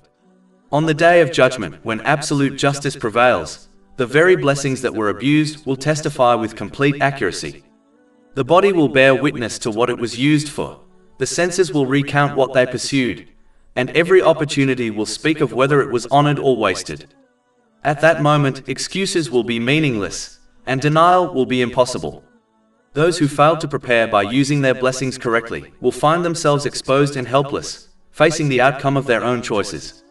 Chapter 41 Fussilat, verse 21. And they will say to their skins, "Why have you testified against us?" They will say, "We were made to speak by Allah who has made everything speak, and He created you the first time, and to Him you are returned." Allah, the Exalted, continues by reproaching those who failed to utilize the blessings granted to them in the manner prescribed, and who, out of ignorance and self-delusion, assumed that the one who created them had left them free to act without consequence. Their negligence was not due to a lack of warning, but rather stemmed from a deeply flawed assumption that Allah, the Exalted, was unaware of much of what they did. This false belief led them to live carelessly, without guarding their hearing, sight, or bodies from bearing witness against them. Chapter 41 Fussilat, verse 22. And you were not guarding yourselves, lest your hearing testify against you or your sight or your skins, but you assumed that Allah does not know much of what you do. To adopt a sound and correct belief regarding Allah, the Exalted, it is essential for a person to study His divine names and attributes as revealed in the Holy Quran, and explained through the traditions of the Holy Prophet Muhammad, peace and blessings be upon him. This knowledge corrects false assumptions and replaces heedlessness with certainty. When a person truly understands that Allah, the Exalted, is all-hearing, all-seeing, and fully aware of every intention, word, and action, whether hidden or apparent, their faith becomes firm and deeply rooted. Such understanding naturally leads to sincere obedience. A person who knows with certainty that Allah, the Exalted, is fully aware of their inner and outer state, will be mindful of how they use every blessing, including their body, senses, time, and resources. This awareness nurtures humility, responsibility, and restraint, while protecting the heart from arrogance and negligence. Ultimately, strengthening belief through knowledge ensures that a person lives with accountability, prepares for the reality of both worlds, and remains conscious that Allah, the Exalted, will undoubtedly hold them to account for all that they do. In contrast, the person who neglects to properly learn and reflect upon the divine names and attributes of Allah, the Exalted, is likely to develop distorted and incorrect beliefs about Him. Such false assumptions do not bring a person closer to guidance. Rather, they often fuel continued disobedience and complacency. One of the most common manifestations of this is wishful thinking, where an individual deceives themselves into believing that actions carry no real consequence. For example, a person who fails to correctly understand the nature of the forgiveness of Allah, the Exalted, may persist in wrongdoing while falsely assuming that they will be forgiven regardless of their intentions, conduct, or effort to reform. This attitude strips repentance of its meaning and turns mercy into an excuse for negligence. Chapter 41 Fussilat, verse 23. And that was your assumption which you assumed about your Lord. It has brought you to ruin, and you have become among the losers. This verse highlights that incorrect beliefs about Allah, the Exalted, are not harmless thoughts. Rather, they are destructive assumptions that lead a person toward loss in both worlds. When someone builds their life upon false hopes instead of sound knowledge, sincere repentance, and obedience, they gradually sever themselves from guidance. True safety lies in knowing Allah, the Exalted, as He has described Himself, perfect in mercy, yet perfect in justice, and allowing that balanced understanding to shape one's actions, character, and preparedness for accountability on the Day of Judgment. Allah, the Exalted, warns against adopting wishful thinking, in which a person deceives themselves into believing that the punishments of the hereafter are comparable to worldly hardships and can be endured with mere patience. Chapter 41 Fussilat, verse 24. So even if they are patient, the fire is a residence for them. This verse emphasizes that no amount of endurance or resignation in this world can mitigate the consequences of persistent disobedience in the hereafter. One of the primary reasons why elements of the hereafter, such as the Day of Judgment, Paradise, and Hell, are described in such vivid detail within Islamic teachings is to eliminate the false assumptions that plagued previous nations. These nations often belittled the realities of divine punishment, mocked them, or reduced them to objects of ridicule. Their dismissive attitude stemmed from wishful thinking. They continued in disobedience while falsely assuming that salvation would be granted regardless of their conduct. Such misconceptions have taken many forms throughout history. Some relied solely on the intercession of a righteous person, believing it would absolve them without reforming themselves. Others assumed that a mere verbal declaration of faith would guarantee salvation, regardless of actions. Some imagined that excuses or delayed repentance would be sufficient to override their deeds, while many presumed that the punishments of the hereafter would be no harsher than trials experienced in this worldly life. Islamic teachings deliberately confront these false beliefs by presenting the realities of the hereafter with clarity and seriousness. These descriptions are not intended to cause despair, but rather to awaken hearts to the gravity of one's accountability, and to encourage practical obedience to Allah, the Exalted. Such obedience involves utilizing the blessings granted by Allah in ways that are pleasing to Him, as outlined in the Holy Quran and demonstrated through the traditions of the Holy Prophet Muhammad, peace and blessings be upon him. By internalizing these teachings, individuals are protected from complacency and false hopes. They are guided toward a life of sincerity, responsibility, and mindfulness, ensuring that they achieve balance in both mind and body, properly organize their priorities and relationships, and ultimately secure success and safety in both this world and the hereafter. Another common form of wishful thinking, seen among both Muslims and non-Muslims, occurs when individuals persist in disobedience by misusing the blessings granted to them by Allah, the Exalted, yet convince themselves that they will be able to reconcile with Him on Judgment Day through last-minute repentance, excuses, or appeals to mercy. This mindset reflects a dangerous misunderstanding of the nature of divine justice and human responsibility. Many assume that because Allah is merciful, their past negligence, misuse of blessings, and deliberate disobedience can be undone at the final moment, without sincere effort or adherence to His guidance in the present life. They mistakenly believe that salvation is guaranteed, irrespective of their deeds, and that they can delay accountability until the hereafter. Chapter 41 Fussilat, verse 24. And if they ask to appease Allah, they will not be of those who are allowed to appease. This verse makes clear that the opportunity to earn the pleasure and forgiveness of Allah, the Exalted, through sincere obedience exists only in this worldly life. The chance to submit, correct one's behavior, and act rightly is granted while a person is alive and able to make conscious, deliberate choices. Attempting to postpone accountability until Judgment Day, relying on mercy or excuses at that stage, is entirely futile. On that day, every action, intention, and use of blessings will be fully exposed and judged with absolute justice. No intercession, play, or justification will be accepted if one has neglected the means of obedience while they were available in life. The lesson is profound and multi-layered. True reconciliation with Allah, the Exalted, can only be achieved through consistent, deliberate obedience in this life. This involves using one's body, wealth, time, knowledge, and all other blessings in ways that are pleasing to Him, avoiding wrongdoing, fulfilling the rights of others, and living with integrity, accountability, and mindfulness. Those who persist in disobedience while relying on wishful thinking not only undermine their own spiritual well-being, but also destabilize their worldly lives, misplacing priorities, experiencing mental and physical strain, and harming relationships, while also guaranteeing the certainty of punishment in the hereafter, as their own blessings and faculties will rise to testify against them. The message is therefore urgent. Salvation and true peace with Allah the Exalted cannot be delayed or taken for granted. The present life is the only domain in which obedience can be cultivated, faith can be strengthened, and every action and blessing can be aligned with divine guidance. By internalizing this reality and acting upon it, individuals shield themselves from false hopes that encourage continued disobedience, ensuring that their efforts result in harmony, balance, and success in both this world and the hereafter. Allah, the Exalted, highlights one of the greatest causes of misguidance, the influence of bad companionship. Chapter 41 Fussilat, verse 25. And we appointed for them companions who made attractive to them what was before them, and what was behind them of desires. While the appointment of such companions occurs by the will and permission of Allah, the Exalted, it remains clear that every individual possesses free will to choose their associates wisely or poorly. Human beings are inherently social creatures, and their beliefs, habits, and character are deeply shaped by those with whom they spend time.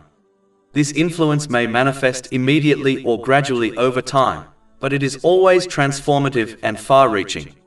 Companionship is therefore never neutral. It profoundly impacts one's values, emotions, and ultimately, their outcome. The Holy Prophet Muhammad, peace and blessings be upon him, affirmed this truth in a hadith recorded in Sunan Abu Dawood, number 4833, emphasizing the powerful effect of one's companions on spiritual and moral well-being. Just as a person entering a perfume shop carries away its fragrance, or one who visits a blacksmith becomes marked by its smoke, individuals inevitably absorb the attitudes, conduct, and outlook of those they associate with. Those who keep the company of the righteous and sincere find their hearts naturally inclined toward humility, sincerity, and obedience to Allah, the Exalted. Their companions serve as reminders of responsibilities, encourage proper use of blessings, and inspire preparation for accountability on the Day of Judgment. In such environments, hearts are uplifted, intentions purified, and behavior refined. Individuals learn balance in mind, body, and spirit, and are guided toward a life of purpose, contentment, and fulfillment. Conversely, association with the heedless and misguided gradually erodes spiritual awareness and weakens the connection with Allah, the Exalted. Such companionship fosters attachment to worldly desires, misuse of blessings, and neglect of ultimate responsibilities. Over time, this influence distorts one's understanding of right and wrong, misaligns priorities, harms relationships, and disrupts harmony in life. When remembrance of Allah, the Exalted, is replaced by the pursuit of fleeting pleasures or misguided ideals, the heart becomes restless. Material comfort cannot fill the void created by spiritual neglect, and despite outward appearances of success or contentment, inwardly the individual experiences anxiety, instability, and dissatisfaction. Relationships strain, the mind becomes unsettled, and the heart carries the weight of guilt and regret. The consequences of poor companionship therefore extend beyond worldly life, leaving a legacy of confusion, spiritual corruption, and despair in the hereafter. In contrast, righteous companionship nurtures inner peace, strengthens faith, and guides one toward eternal success. For this reason, a wise person exercises discernment in their friendships, seeking those who remind them of Allah, the Exalted, and whose character inspires adherence to truth, virtue, and the proper use of divine blessings. Chapter 41 Fussilat, verse 25. And we appointed for them companions who made attractive to them what was before them, and what was behind them of desires. A further cause of misguidance occurs when people unthinkingly follow the behavior of the majority in their society, especially when the majority is influenced by a ruling or elite class whose focus is purely on satisfying worldly desires and ambitions.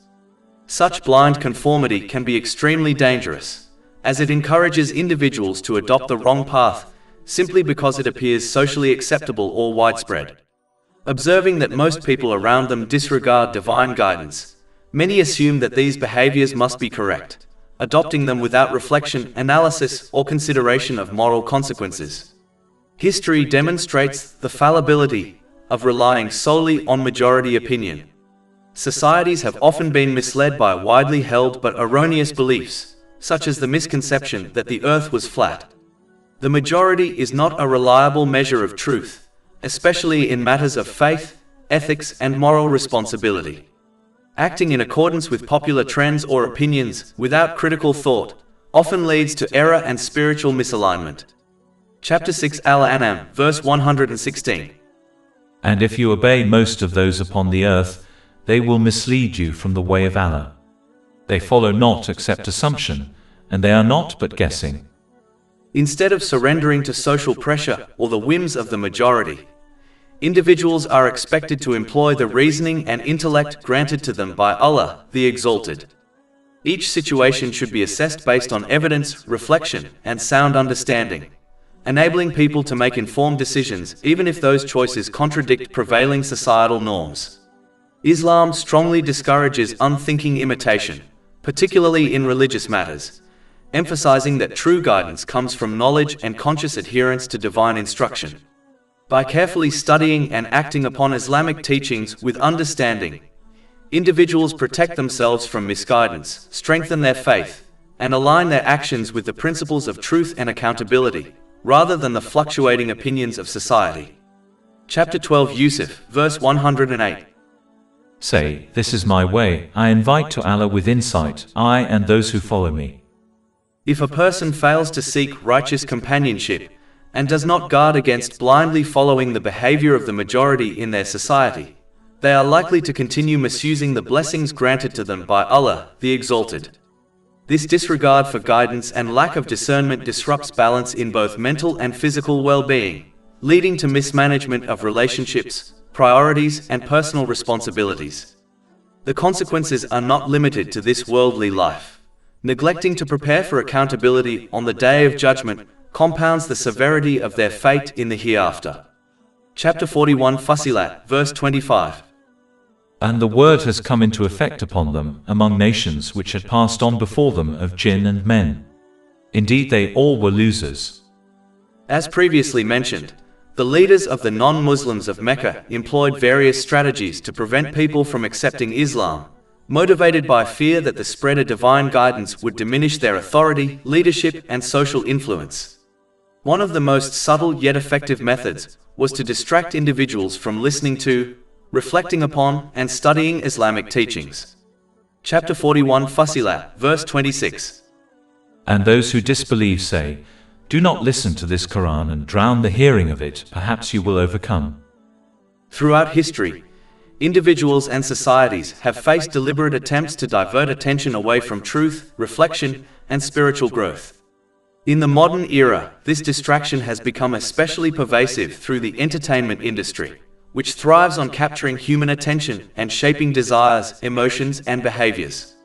Music, movies, social media, and other digital content, often filled with themes contrary to Islamic values, consume vast amounts of time and energy, subtly influencing thoughts, priorities, and perspectives. The purpose of these diversions is not merely amusement, but to prevent people from engaging with Islamic guidance and knowledge that nurture the mind, purify the heart, and strengthen the soul. By occupying attention with fleeting pleasures, individuals are gradually detached from reflection, critical thinking, and the pursuit of meaningful spiritual and moral development. The consequences of this persistent distraction are profound and far-reaching. Those who habitually immerse themselves in entertainment and superficial preoccupations begin to disengage from reality, avoiding challenges, responsibilities, and ethical obligations.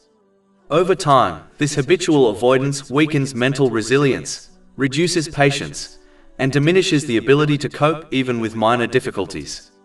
Without cultivating problem-solving skills, self-discipline, and spiritual grounding, individuals become increasingly vulnerable to anxiety, depression, and other mental health challenges.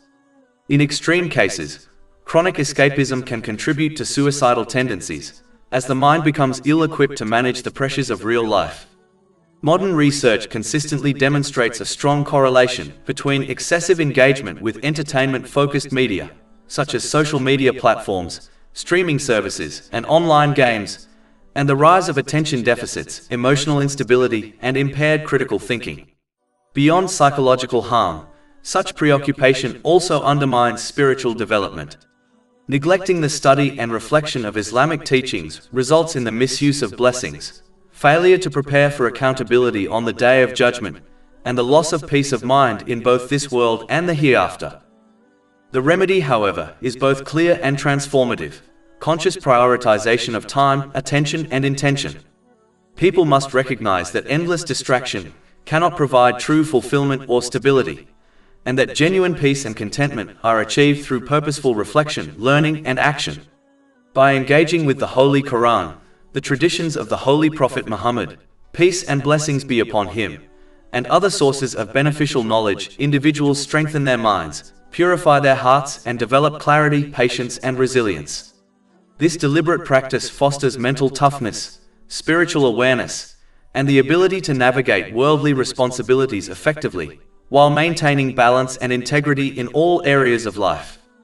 Resisting distraction and cultivating focused engagement with knowledge and reflection is therefore essential for achieving harmony and success.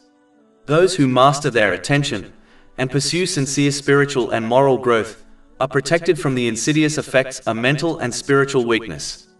They gain intellectual and emotional stability, cultivate strong character, and maintain a meaningful connection with Allah, the Exalted. In doing so, they ensure that their actions, intentions, and use of blessings align with divine guidance, securing peace, fulfillment, and preparedness for accountability in both this world and the hereafter. Ultimately, the conscious management of attention and avoidance of empty distractions is not simply a matter of personal discipline. It is a profound form of worship, obedience, and investment in one's eternal well-being. Through obtaining a balanced mental and physical state, and through correctly placing everything and everyone within their life. Those who deliberately seek to distract others from Islamic guidance through entertainment, in order to pursue their own worldly desires and ambitions, which Islam discourages, ultimately harm themselves more than anyone else. By encouraging distraction and indulgence in fleeting pleasures, they misuse the blessings that Allah, the Exalted, has granted them. In this world, such behavior prevents them from attaining a balanced mental and physical state, and causes them to misplace everything and everyone within their lives. Their family, friends, career, and wealth, blessings meant to provide comfort and stability, become sources of stress, tension, and dissatisfaction. Over time, this mismanagement of blessings leads to misdirected blame, as they hold the wrong people or circumstances responsible for their struggles, including loved ones such as spouses or close friends. Severing ties with those who are righteous or supportive only exacerbates their mental and emotional instability, leaving them vulnerable to depression, addiction, and even suicidal tendencies. This pattern is evident in the lives of individuals who, despite enjoying immense wealth or worldly luxury, remain trapped in anxiety, dissatisfaction, and personal turmoil. Chapter 41, Fussilat, verse 27. But we will surely cause those who disbelieve to taste a severe punishment, and we will surely recompense them for the worst of what they had been doing. Their failure to use worldly blessings correctly, combined with neglecting preparation for accountability on Judgment Day, ensures that the punishment they face in the hereafter will be far more severe. The ultimate outcome of persistent disobedience is not confined to temporal hardships. It extends into eternal consequences. Chapter 41, Fussilat, verse 28. That is the recompense of the enemies of Allah, the fire. For them therein is the home of eternity as recompense for what they of our verses were opposing. Thus, the pursuit of self-serving desires at the expense of divine guidance not only undermines one's well-being in this world, but guarantees spiritual ruin in the next. Those who mismanage their blessings, ignore reflection and obedience, and allow distraction to dominate their lives are warned that no worldly indulgence or temporary comfort can avert the severe and eternal recompense decreed by Allah, the Exalted. Allah, the Exalted, emphasizes once again the crucial importance of avoiding bad companionship and blindly following the majority, as these have historically been major causes of misguidance. Such behavior inevitably leads to distress in this world and regrets in the hereafter. Chapter 41 Fussilat, verse 29. And those who disbelieved will then say, Our Lord, show us those who misled us of the jinn and men, so we may put them under our feet that they will be among the lowest. This verse highlights the profound consequences of allowing oneself to be led astray, both by heedless peers and by companions whose influence encourages disobedience to Allah, the Exalted. Individuals must therefore employ the reasoning and intellect that Allah, the Exalted, has granted them, carefully evaluating each circumstance based on knowledge and evidence. Making informed, thoughtful decisions, even if they differ from the majority, is essential for spiritual, mental, and physical well-being. Adopting righteous companionship is equally critical. Good companions guide one toward ethical conduct, obedience to Allah, and the proper use of blessings in all aspects of life. They inspire reflection, accountability, and personal growth, helping one achieve balance in thought, action, and relationships, thereby cultivating peace of mind in both this world and the hereafter. Conversely, those who follow society blindly, like cattle, while surrounding themselves with companions who encourage disobedience, whether intentionally or inadvertently, risk grave consequences. Their minds and bodies become unbalanced, priorities are misplaced, relationships suffer, and they fail to adequately prepare for accountability on the Day of Judgment. Even if such individuals enjoy worldly luxuries, these pleasures cannot compensate for the spiritual and moral decay that results from their choices, nor shield them from the inevitable trials, stress, and punishments in both worlds. To avoid the destructive consequences of misguidance, a person must prioritize obedience to Allah, the Exalted, above all else, including blindly imitating societal trends or associating with companions who lead them astray. Chapter 41 Fussilat, verse 30. Indeed, those who have said, Our Lord is Allah, and then remained on a right course. This verse underscores that true obedience to Allah, the Exalted, is far more encompassing than performing ritualistic acts of worship, such as the obligatory prayers. It extends to every circumstance, every decision, and every worldly blessing one utilizes, as outlined in the Holy Quran and the traditions of the Holy Prophet Muhammad, peace and blessings be upon him. Faith is not merely an internal belief. It must be expressed through concrete actions aimed at earning the pleasure of Allah, the Exalted. Acting with ulterior motives, however, invalidates one's efforts and will not be rewarded, as emphasized in a hadith documented in Jami at Tirmidhi, number 3154. Obedience also requires engaging with the Holy Quran in its full dimensions. First, one must recite it accurately and consistently. Second, its teachings must be understood through a reliable source or instructor. Finally, its guidance must be applied in daily life with sincere intention to please Allah, the Exalted. A devoted person aligns their character, choices, and actions with the Quranic teachings, placing them above desires and inclinations that contradict its guidance. This mirrors the example of the Holy Prophet Muhammad, peace and blessings be upon him, as highlighted in a hadith from Sunan Abu Dawood, number 1342. Selective adherence, choosing only the commands or prohibitions that suit personal preference, reflects a lack of sincerity and prevents one from fully benefiting from the profound wisdom contained in the Holy Quran. Chapter 17 Al-Isra, verse 82. And we send down of the Quran that which is healing and mercy for the believers, but it does not increase the wrongdoers except in loss. Moreover, the guidance of the Holy Quran is not intended solely as a remedy for worldly difficulties. Treating it merely as a tool to solve temporal problems, then setting it aside, diminishes its true purpose, to provide guidance for salvation in the hereafter. Such behavior is akin to owning a vehicle with many features but no engine. The potential exists, but the essential function is missing. True commitment entails consistently engaging with the Holy Quran, striving to understand and implement its teachings in every aspect of life. This will ensure they obtain a balanced mental and physical state, and correctly place everything and everyone within their life, while adequately preparing for their accountability on the Day of Judgment. This behavior will therefore lead to peace of mind in both worlds. Chapter 41 Fussilat, verse 30. The angels will descend upon them, saying, Do not fear and do not grieve, but receive good tidings of paradise which you were promised. In order to truly benefit from the promise of Allah, the Exalted, of granting peace of mind in both this world and the next to those who obey Him, a person must cultivate strong and living faith. Firm faith is essential for remaining steadfast in obedience to Allah, the Exalted, in every circumstance, whether during ease or hardship, prosperity or trial. Such faith does not arise from emotion alone. Rather, it is built and sustained through sincere understanding, reflection, and application of the clear guidance found in the Holy Quran and the traditions of the Holy Prophet Muhammad, peace and blessings be upon him. These divine teachings consistently demonstrate that genuine obedience to Allah, the Exalted, is the true source of inner peace, stability and contentment, both in worldly life and in the hereafter. Conversely, those who neglect acquiring sound knowledge of Islamic teachings often possess fragile faith. This weakness makes them vulnerable to abandoning obedience, particularly when their personal desires, social pressures, or worldly ambitions conflict with divine guidance. Their lack of understanding blinds them to a fundamental reality, that restraining one's desires for the sake of Allah, the Exalted, is not a loss, but the very path to true freedom and lasting peace. When faith is weak, obedience becomes conditional, selective, or temporary. But when faith is strong, submission to Allah, the Exalted, becomes a conscious and consistent choice, regardless of external circumstances.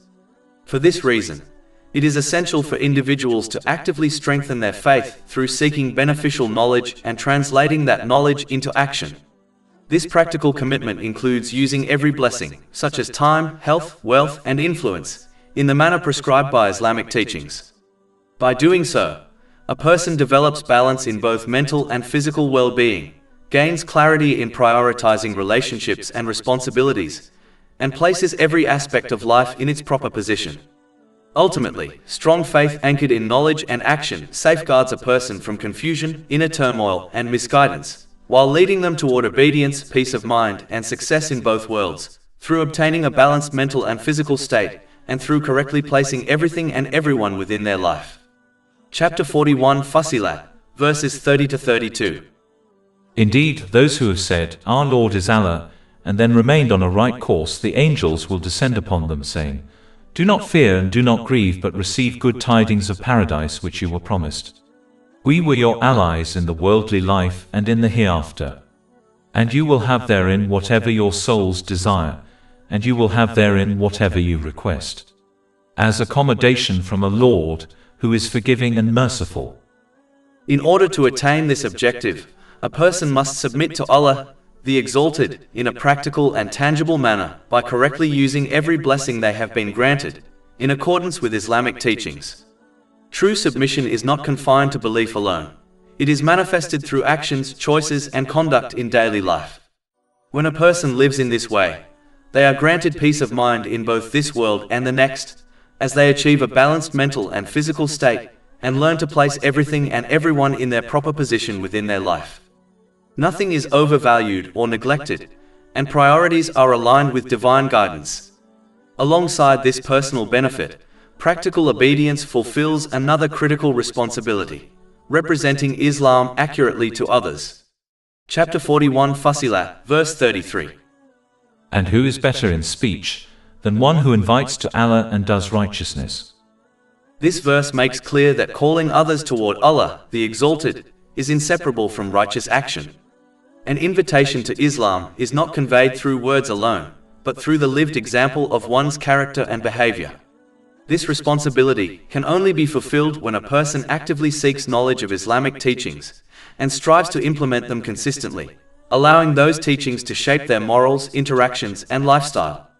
Through sincere adherence, a person gradually embodies the noble qualities emphasized in Islam, such as patience during hardship, generosity despite personal need, humility in success, and compassion toward others. At the same time, they actively work to eliminate destructive traits such as greed, envy, arrogance, and selfishness. When these virtues are reflected consistently in speech, conduct, and decision-making, they present an authentic and compelling image of Islam. In this way, Islam is conveyed through lived reality rather than abstract discussion, making its truth and beauty apparent through action rather than mere claims.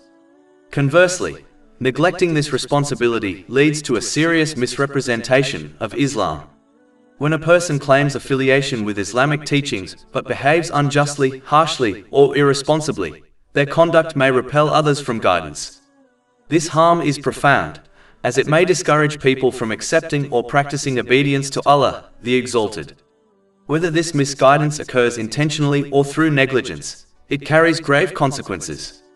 A person who becomes a cause of others turning away from obedience will be held accountable for that harm in both this world and the hereafter. Therefore, practical submission to Allah, the Exalted, is not only the key to personal peace and balance, but also a trust that carries social and moral responsibility. By living Islam sincerely, a person safeguards themselves, benefits others, and fulfills one of the highest forms of righteousness, inviting to Allah the Exalted through exemplary conduct. As indicated by the concluding portion of verse 33, humility is a fundamental requirement of true obedience to Allah, the Exalted. Chapter 41 Fussilat, verse 33. And says, "Indeed, I am one of the Muslims." This declaration reflects humility, as it is an admission of submission rather than a claim of superiority. True humility ensures that a person constantly recognizes that every blessing they possess, whether physical ability, wealth, knowledge, status, or opportunity, has been created and granted by Allah, the Exalted. When this awareness is firmly established, a person remains cautious and sincere in how they use these blessings, striving to employ them only in ways approved by Islamic teachings. This mindset protects them from misuse, excess, and negligence. As a result, such a person attains a balanced mental and physical state, learns to place every responsibility, relationship, and priority in its correct position, and adequately prepares for accountability on the Day of Judgment. This harmony naturally leads to tranquility in both this world and the hereafter. Humility also governs how a person treats others. One who is humble does not belittle, dominate, or dismiss people, but instead strives to fulfill their rights in accordance with Islamic teachings. Through this attitude, justice, mercy, and peace spread within society. In contrast, oppression, injustice, and neglect of others' rights only arise when arrogance takes root in the heart. Avoiding arrogance is especially critical, as it can lead a person to the dangerous illusion that they are doing Allah, the Exalted, a favor by obeying Him. Such an attitude undermines sincerity and weakens obedience, particularly when personal desires clash with divine commands. Arrogance inclines a person to selectively obey, choosing what aligns with their inclinations while resisting what challenges them. This inevitably leads them away from the straight path. On the other hand, those who understand that faith and obedience are entirely for their own benefit naturally develop humility before Allah, the Exalted. They remain steadfast in obedience during both hardship and ease. In times of difficulty, they adopt patience, and in moments of comfort and success, they express gratitude. Gratitude manifests in three dimensions: in intention, by acting solely to please Allah, the Exalted; in speech, by using good words or remaining silent from complaint; and in action, by using every blessing in accordance with the Holy Quran and the teachings of the Holy Prophet Muhammad, peace and blessings be upon him. Similarly, patience is not merely passive endurance, but an active state of obedience. It involves refraining from complaints in words and actions, persisting in what Allah, the Exalted, has commanded, and trusting His wisdom even when circumstances appear difficult or unclear. Chapter 2 Al-Baqarah, verse 216. But perhaps you hate a thing and it is good for you, and perhaps you love a thing and it is bad for you. And Allah knows while you know not. When a person consistently adopts this balanced conduct, rooted in humility, patience, gratitude, and obedience in all situations, they are granted continuous support, care, and mercy from Allah the Exalted. This divine assistance results in peace in both this world and the hereafter, through attaining a balanced mental and physical state, and by correctly placing everything and everyone within their life. This reality is further affirmed in a hadith recorded in Sahih Muslim, number 7500, which highlights the unwavering care Allah, the Exalted, grants to those who remain sincere and obedient in every condition. Chapter 41 Fussilat, verse 33. And says, "Indeed, I am one of the Muslims." This verse also highlights the critical importance of unity within the community of people who submit to Allah, the Exalted. Unfortunately, throughout history, this unity has often been fractured by insincere individuals whose desire for leadership, status, wealth, and influence led them to deliberately distort Islamic teachings. In doing so, they established their own factions and groups, mirroring the behavior of the people of the book who divided themselves despite possessing clear guidance. Such intentional misinterpretation is not merely an intellectual error, it is a moral corruption driven by worldly ambition. This verse therefore serves as a serious warning against adopting this destructive mindset, as deliberately twisting Islamic teachings for personal gain leads to misguidance and ultimately to punishment in the hereafter. This danger is further emphasized in a hadith recorded in Sunan Ibn Majah, number 253, which warns against innovations and deviations that fracture unity and lead people away from the truth.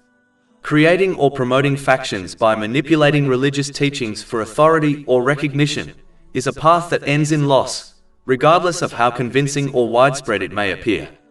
For this reason, individuals must also be cautious not to follow such people who promote loyalty to personalities, movements, or sectarian identities over loyalty to divine guidance. Instead, they should learn from and align themselves with those who remain sincerely devoted only to the Holy Quran and the traditions of the Holy Prophet Muhammad, peace and blessings be upon him. True sincerity requires interpreting these two sources correctly and honestly, even if doing so supports a view associated with a different group or contradicts one's own previously held opinions. A person must be willing to turn wherever the Holy Quran and the traditions of the Holy Prophet Muhammad, peace and blessings be upon him, led them, without allowing personal attachment, group identity, or social pressure to dictate their beliefs or actions. While respect should always be shown to others, especially scholars and people of knowledge, absolute loyalty must remain solely with these two sources of guidance. Respect does not necessitate blind following, nor does disagreement justify disrespect. Adopting this principled approach ensures that a person uses the blessings they have been granted in the correct manner, as outlined in Islamic teachings. It allows them to maintain a balanced mental and physical state, place every responsibility and relationship in its proper position, and prepare adequately for accountability on the Day of Judgment. Ultimately, this commitment to unity upon truth, free from ego, factionalism, and worldly ambition, leads to peace of mind in both this world and the hereafter. Generally, when a person chooses to walk a path different from that of their peers, it can awaken feelings of discomfort and self-doubt in others regarding their own choices, particularly when those choices prioritize personal desires over obedience to Allah, the Exalted. As a result, such unease often manifests as criticism directed toward those who remain firm upon their faith. This reaction is especially common among close relatives, who may feel indirectly challenged by the moral stance and discipline of someone who refuses to conform. In addition, broader societal pressures play a significant role in amplifying this opposition. Influences such as social media, fashion trends, and dominant cultural norms frequently place intense pressure on those who uphold Islamic values. Islam is often portrayed as an obstacle to material ambition, unrestricted pleasure, and social advancement. Consequently, industries and institutions whose interests are criticized by Islamic teachings actively resist the presence of Islamic principles in public life and discourage people from practicing their faith. This resistance contributes significantly to the widespread anti-Islamic sentiment seen across various platforms, particularly in digital spaces where misinformation and mockery are easily amplified. Furthermore, those who strive to live by Islamic teachings, which call for moderation, self-restraint, and the responsible use of the blessings granted by Allah, the Exalted, are often met with hostility from individuals who pursue excess and live according to unchecked impulses. Islam identifies such behavior as degrading human dignity by reducing a person to the level of instinct-driven existence. Those who live in this manner frequently attempt to dissuade others from accepting Islam or encourage Muslims to abandon their religious commitment, seeking to draw them into a lifestyle centered on indulgence without accountability. A common tactic employed in this effort is the selective targeting of certain Islamic teachings, such as the dress code for women, in an attempt to discredit the faith as a whole. However, thoughtful and unbiased observers can easily recognize the superficial nature of these objections.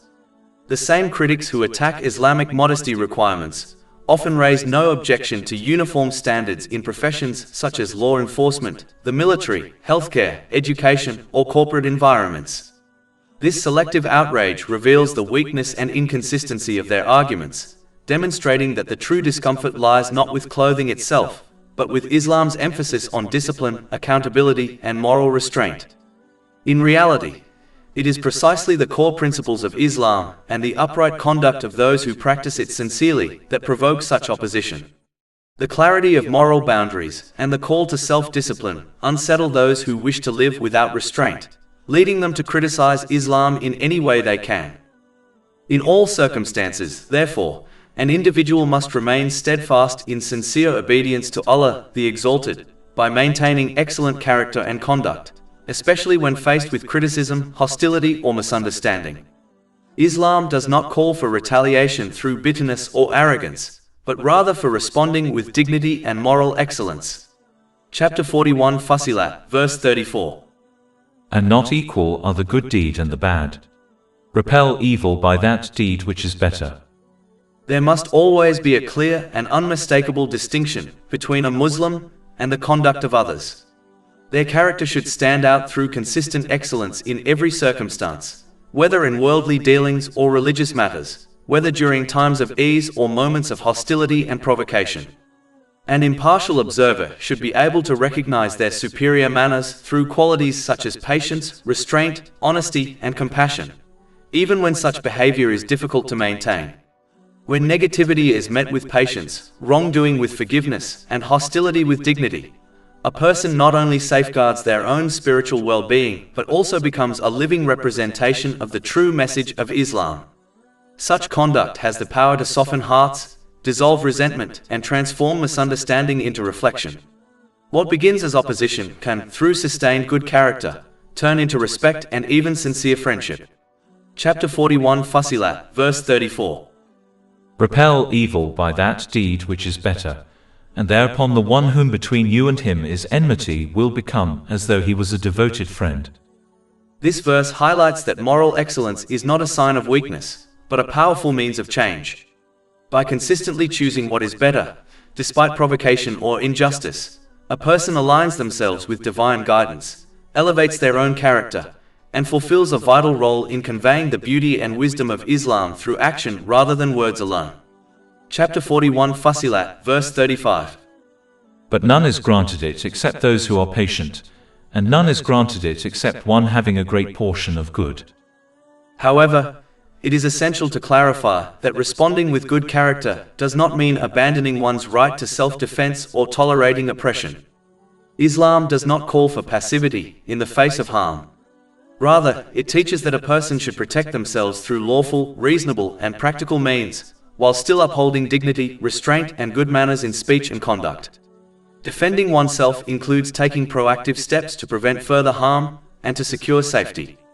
For example, an abused wife is fully entitled, and in fact obligated, to remove herself from danger, seek separation, and pursue protection through appropriate channels, all while maintaining respectful speech and avoiding injustice in her response.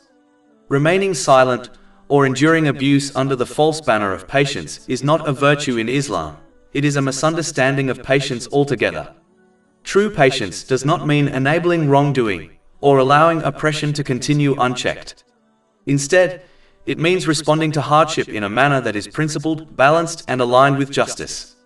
Islam categorically rejects the idea that one should allow themselves to be harmed in the name of tolerance or endurance. Such behavior contradicts Islamic teachings and must be avoided. Islam upholds human dignity, commands the removal of harm, and permits firm action against oppression, so long as it is carried out with fairness, wisdom, and moral integrity. Allah, the Exalted, warns that whenever a person strives to uphold righteous conduct, especially in tense or hostile situations, the devil, along with his human allies, will attempt to provoke them into losing control of their emotions under the guise of self-defense, honor, or justification. The aim of this provocation is to push a person into committing verbal or physical sins against those who mistreat them. At such moments, a person must actively seek refuge with Allah, the Exalted, and strengthen their faith by taking deliberate steps to restrain their emotions, particularly anger. Chapter 41 Fussilat, verse 36. And if there comes to you from Satan an evil suggestion, then seek refuge in Allah. Indeed, He is the hearing, the knowing. Islam contains extensive guidance on controlling emotions, with particular emphasis on anger. Since anger is closely connected to the influence of the devil, the Holy Prophet Muhammad, peace and blessings be upon him, advised an angry person to seek refuge with Allah, the Exalted, from the devil, as recorded in Sahih Bukhari, number 3282. This spiritual act weakens the devil's influence and restores inner balance. In addition, practical methods have been prescribed to prevent anger from manifesting in harmful actions. A hadith found in Jami at Tirmidhi, number 2191, advises an angered person to cling to the ground, which scholars have explained may include prostrating until calmness returns. This aligns with the wisdom found in a hadith recorded in Sunan Abu Dawood, number 4782, which teaches that adopting a physically inactive position reduces the likelihood of acting out in anger. By limiting bodily movement, a person effectively restrains their anger until it subsides, preventing harm to others. The Holy Prophet Muhammad, peace and blessings be upon him, also advised the angry person to perform ablution, as recorded in Sunan Abu Dawood, number 4784. This is because anger is associated with heat, while water naturally cools it. If ablution is followed by prayer, it further calms the heart, restores spiritual focus, and earns immense reward. While these teachings help restrain physical reactions, controlling speech is equally, if not more, important. When angered, remaining silent is often the safest course, as words spoken in anger frequently cause deeper and longer-lasting harm than physical actions. Countless relationships have been destroyed by reckless speech uttered in moments of rage. Islam therefore strongly warns against this danger. A hadith found in Sunan Ibn Majah, number 3970, cautions that a single evil word can cause a person to plunge into hell on the Day of Judgment. For this reason, Islam considers mastery over anger to be a mark of true strength.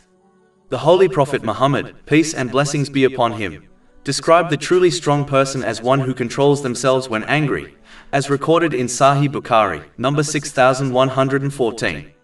Furthermore, the one who swallows their anger for the sake of Allah, the Exalted, meaning they refrain from sinful speech or action despite being provoked, will have their heart filled with peace and true faith, as stated in a hadith found in Sunan Abu Dawood, number 4778. This quality is a defining trait of the sound heart mentioned in the Holy Quran, the only heart that will attain safety on the Day of Judgment. Chapter 26 Ash-Shu'ara, verses 88 to 89. The day when there will not benefit anyone wealth or children, but only one who comes to Allah with a sound heart. Islam does not demand the elimination of anger altogether, as this is neither realistic nor desirable. Anger, when properly restrained and directed, can serve a constructive purpose, such as defending one's faith, dignity, or lawful possessions within the limits set by Islamic teachings. When exercised correctly, this is considered anger for the sake of Allah, the Exalted. This was the practice of the Holy Prophet Muhammad, peace and blessings be upon him, who was never angered for personal reasons, but only when the boundaries set by Allah, the Exalted, were violated. This is affirmed in a hadith found in Sahih Muslim, number 6050. His character was entirely shaped by the Holy Quran, as stated in a hadith recorded in Sahih Muslim, number 1739, meaning he was pleased by what it approved and angered by what it condemned. Likewise, loving and hating for the sake of Allah, the Exalted, is part of perfecting one's faith, as mentioned in a hadith found in Sunan Abu Dawood, number 4681.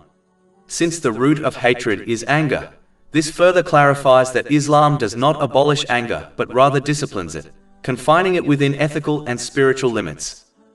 However, even anger for the sake of Allah, the Exalted, becomes blameworthy if it causes a person to transgress those limits. Absolute restraint is therefore required at all times.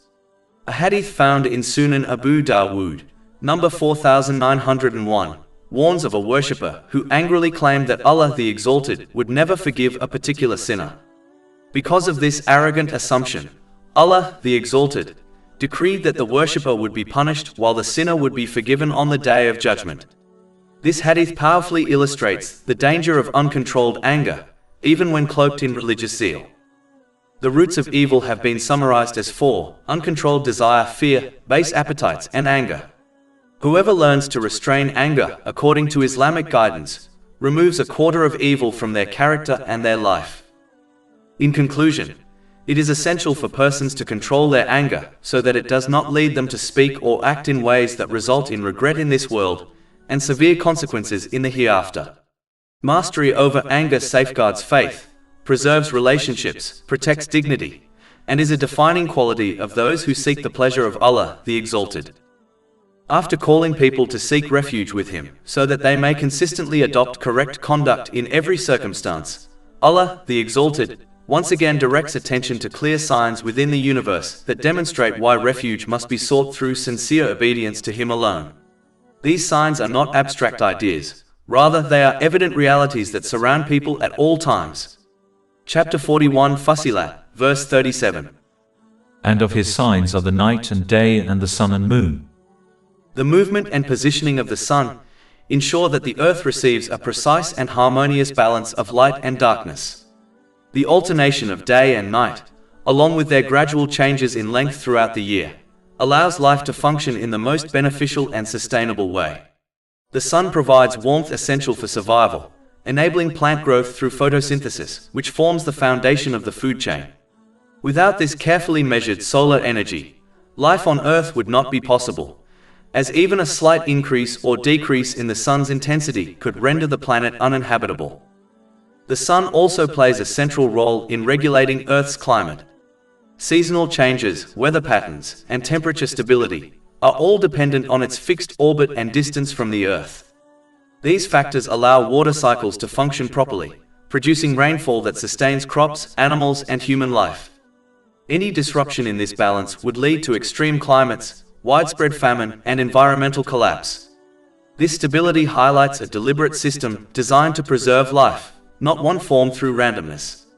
If days were excessively long, people would become physically and mentally exhausted due to prolonged activity, exposure, and heat. Productivity would decline, health would deteriorate, and social life would suffer. In contrast, if nights were extended, there would be insufficient time for earning a livelihood, seeking knowledge, maintaining family life, and fulfilling other essential responsibilities. Economic systems, education, and social order would all be negatively affected. Similarly, if nights were significantly shortened, people would be deprived of adequate rest. Sleep is essential for physical recovery, emotional stability, and mental clarity. A lack of sufficient darkness and rest would lead to widespread illness, anxiety, weakened concentration, and reduced lifespan. Thus, the precise alternation of day and night ensures both productivity and restoration, reflecting perfect balance. This delicate system is also essential for agriculture. Crops depend on specific lengths of daylight and darkness to grow, flower, and bear fruit. Seasonal shifts allow farmers to plan planting and harvesting cycles accurately. Any significant alteration in the duration of days and nights would disrupt food production, threatening the survival of both people and animals. Once again, this demonstrates a carefully calibrated system designed to sustain life. The moon also plays a vital role in maintaining harmony on Earth. By reflecting sunlight, it provides illumination during the night, which historically guided travelers across deserts and oceans. Even today, despite technological advancement, the moon remains a critical reference for navigation and maritime activity, especially since sea transport continues to be a primary method of global trade.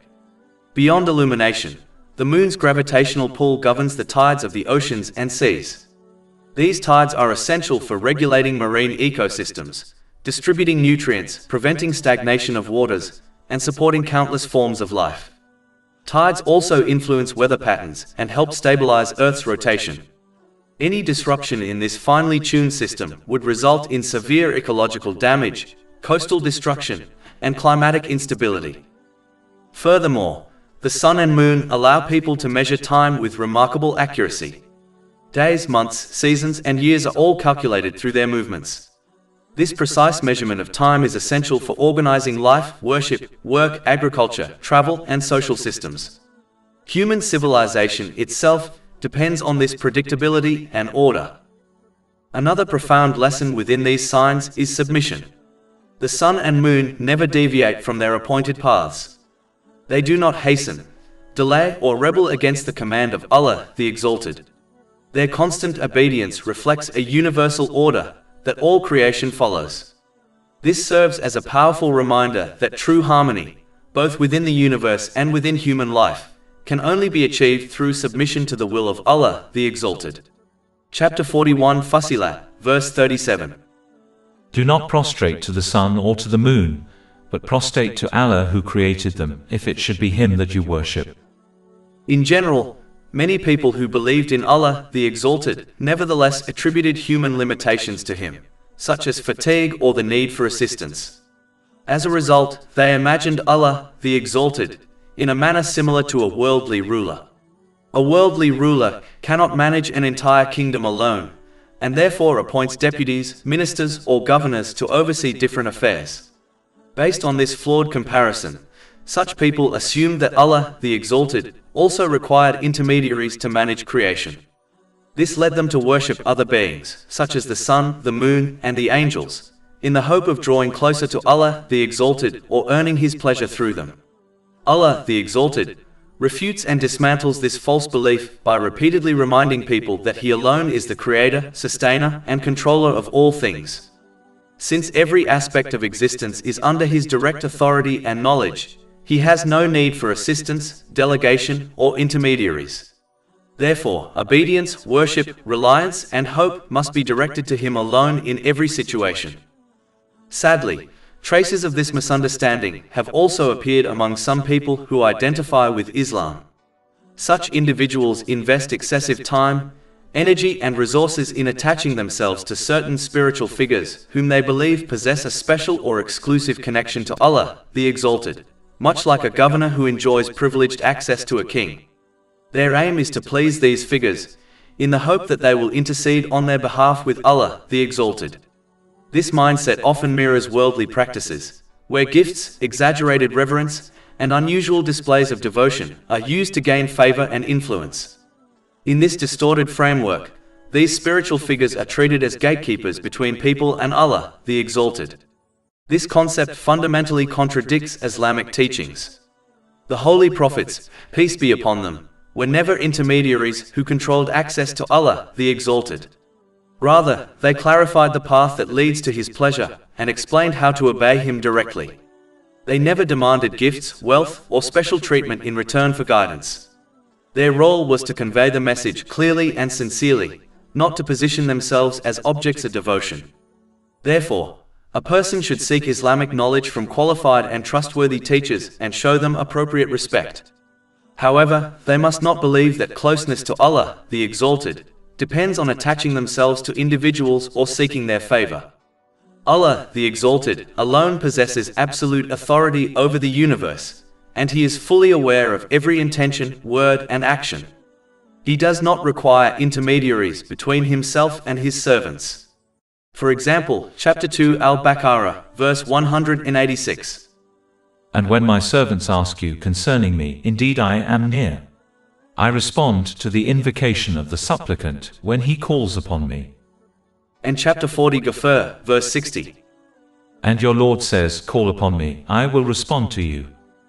Chapter 2 Al-Baqarah, verse 255.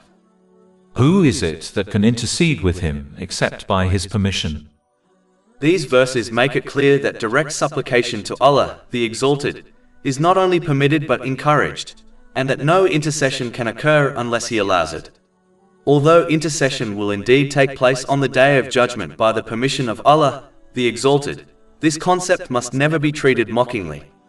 Making assumptions about guaranteed intercession, while neglecting obedience, reflects complacency and a misuse of divine mercy. Such an attitude often arises when a person fails to use the blessings granted to them in accordance with Islamic teachings, yet still expects salvation through intercession alone. This is a dangerous mindset. One who trivializes or misuses the concept of intercession may find themselves deprived of it altogether. In fact, such negligence may place a person among those against whom the Holy Prophet Muhammad, peace and blessings be upon him, will complain on the Day of Judgment. Chapter 25 Al-Furqan, verse 30. And the Messenger has said, O my Lord, indeed my people have taken this Quran as a thing abandoned. This verse specifically concerns those who accepted the Holy Quran but failed to live by it, for abandoning guidance can only apply to those who once acknowledged it. The consequences for anyone against whom the Holy Prophet Muhammad, peace and blessings be upon him, testifies on the Day of Judgment are self-evident and severe. Even in cases where intercession is granted, such negligence does not necessarily prevent entry into hell. At best, it may reduce the severity or duration of punishment. However, it must be clearly understood that even the briefest exposure to hell is utterly unbearable. Therefore, sincere hope in intercession must be accompanied by sincere effort. True hope lies in actively and consistently using one's blessings in a manner that aligns with the guidance of the Holy Quran and the teachings of the Holy Prophet Muhammad, peace and blessings be upon him. Only when a person strives to obey Allah, the Exalted, directly, without relying on intermediaries or false assurances, can they reasonably hope for intercession on the Day of Judgment, knowing with certainty that Allah, the Exalted, alone grants it by His wisdom and mercy.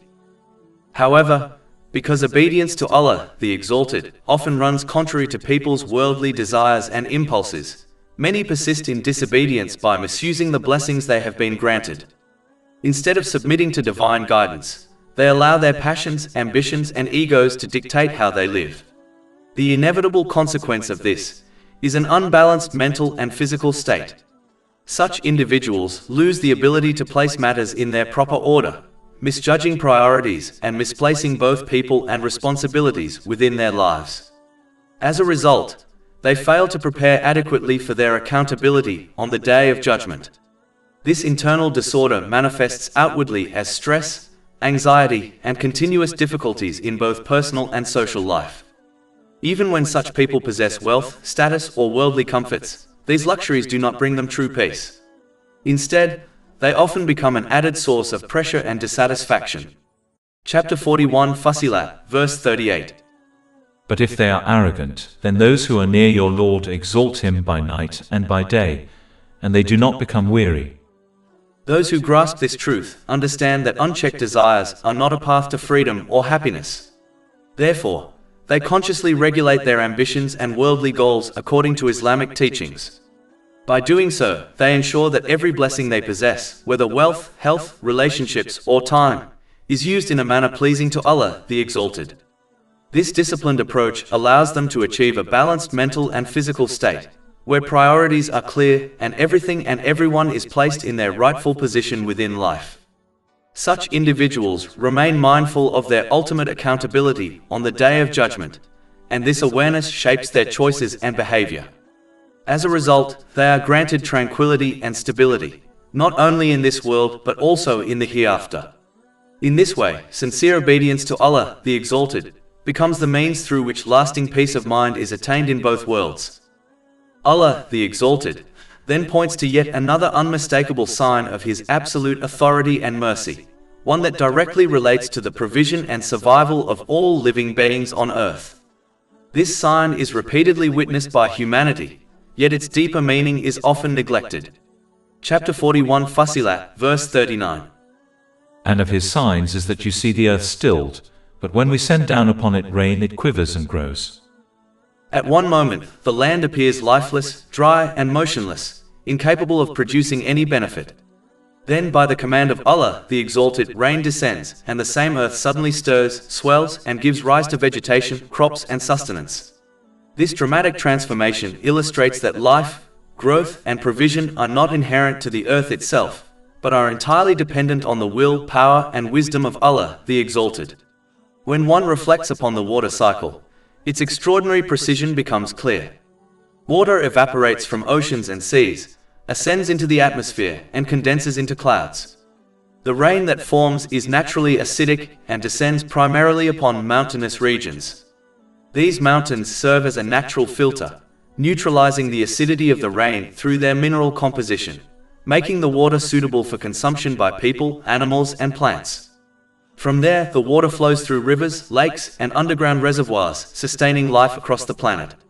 Any disruption in this delicate system, whether in evaporation, condensation, or filtration, would result in widespread devastation. Rain itself is also sent down in perfect balance. Insufficient rainfall leads to drought, hunger, and the collapse of ecosystems, while excessive rainfall results in floods, destruction, and loss of life. Chapter 23 Al-Mu'minin, verse 18. And we have sent down rain from the sky in a measured amount and settled it in the earth. And indeed, we are able to take it away. It is also essential to recognize that, despite the vast agricultural and technological advancements achieved by humanity, people remain completely incapable of giving life to a dead seed. Even when they engineer environments that perfectly replicate ideal growing conditions, such as controlled temperature, moisture, soil composition, and nutrients, they can only facilitate growth if life has already been placed within the seed. The actual emergence of life, the activation of growth, and the transformation from lifeless matter into a living plant lie entirely beyond human ability. This reality highlights a fundamental truth: human beings do not create life, they merely interact with systems that Allah, the Exalted, has already set in motion. Farmers may plant, irrigate, and protect crops, but the moment a seed sprouts and begins to grow is solely by the command and will of Allah, the Exalted. If He withholds life from a seed, no amount of human effort, expertise, or technology can bring it into existence. In addition to rain, the winds play a critical role in preserving balance on Earth. Winds enable pollination, allowing crops, trees, and plants to reproduce, an essential process for food security and ecological stability. They also transport rain clouds across vast distances, ensuring that water reaches different regions rather than remaining concentrated in one place. Without this movement, entire lands would become barren and uninhabitable. Here too, balance is evident. A lack of wind would lead to stagnation, failed pollination, and disrupted weather patterns, while excessive winds bring storms, erosion, and destruction. The consistent regulation of wind speed, direction, and timing further confirms that these forces are governed, not random. All of these systems, rainfall, wind, soil, and growth, operate together in remarkable harmony. This harmony cannot be the product of chance or blind forces. Instead, it clearly points to the wisdom, mercy, and absolute control of Allah, the Exalted. These signs are meant to awaken reflection, cultivate gratitude, and inspire obedience. The one who brings dead land back to life is undoubtedly capable of resurrecting humanity for accountability on the Day of Judgment. Chapter 41 Fussilat, verse 39. Indeed, He who has given it life is the giver of life to the dead. Denying the possibility of resurrection on the Day of Judgment is unreasonable when one observes the countless examples of renewal and rebirth that occur in the natural world every day.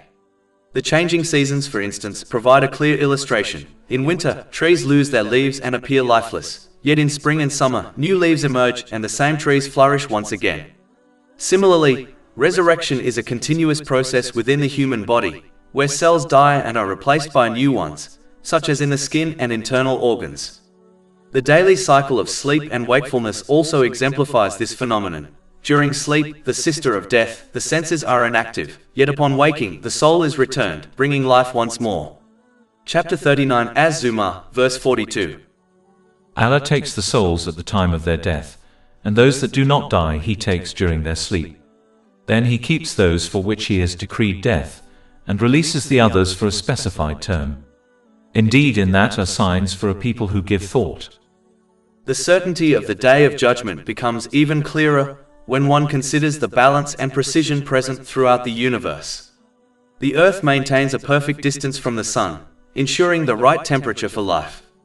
The water cycle, including evaporation, condensation, and rainfall, is delicately regulated to sustain ecosystems, while soil is simultaneously soft enough for new plants to grow and strong enough to support buildings and human activity. Such precision and harmony demonstrate the wisdom and power of Allah, the Exalted. Yet, in contrast to this universal order, human life often appears imbalanced. Oppressors may prosper while the patient suffer, and sincere believers may endure hardship while wrongdoers enjoy worldly luxuries. This apparent inequity in this world underscores the necessity of the Day of Judgment, when every action will be fully recompensed with perfect justice. Allah, the Exalted, could administer complete justice in this life, but one wisdom behind its deferral is that He grants people repeated opportunities to repent, reform, and attain His pleasure. Likewise, the rewards of paradise are not fully realized in this world, for it is temporary. True faith is strengthened by belief in what is unseen and deferred. Fear of punishment and hope for reward in the hereafter guide a person to avoid sin, perform righteous deeds, and utilize their blessings responsibly.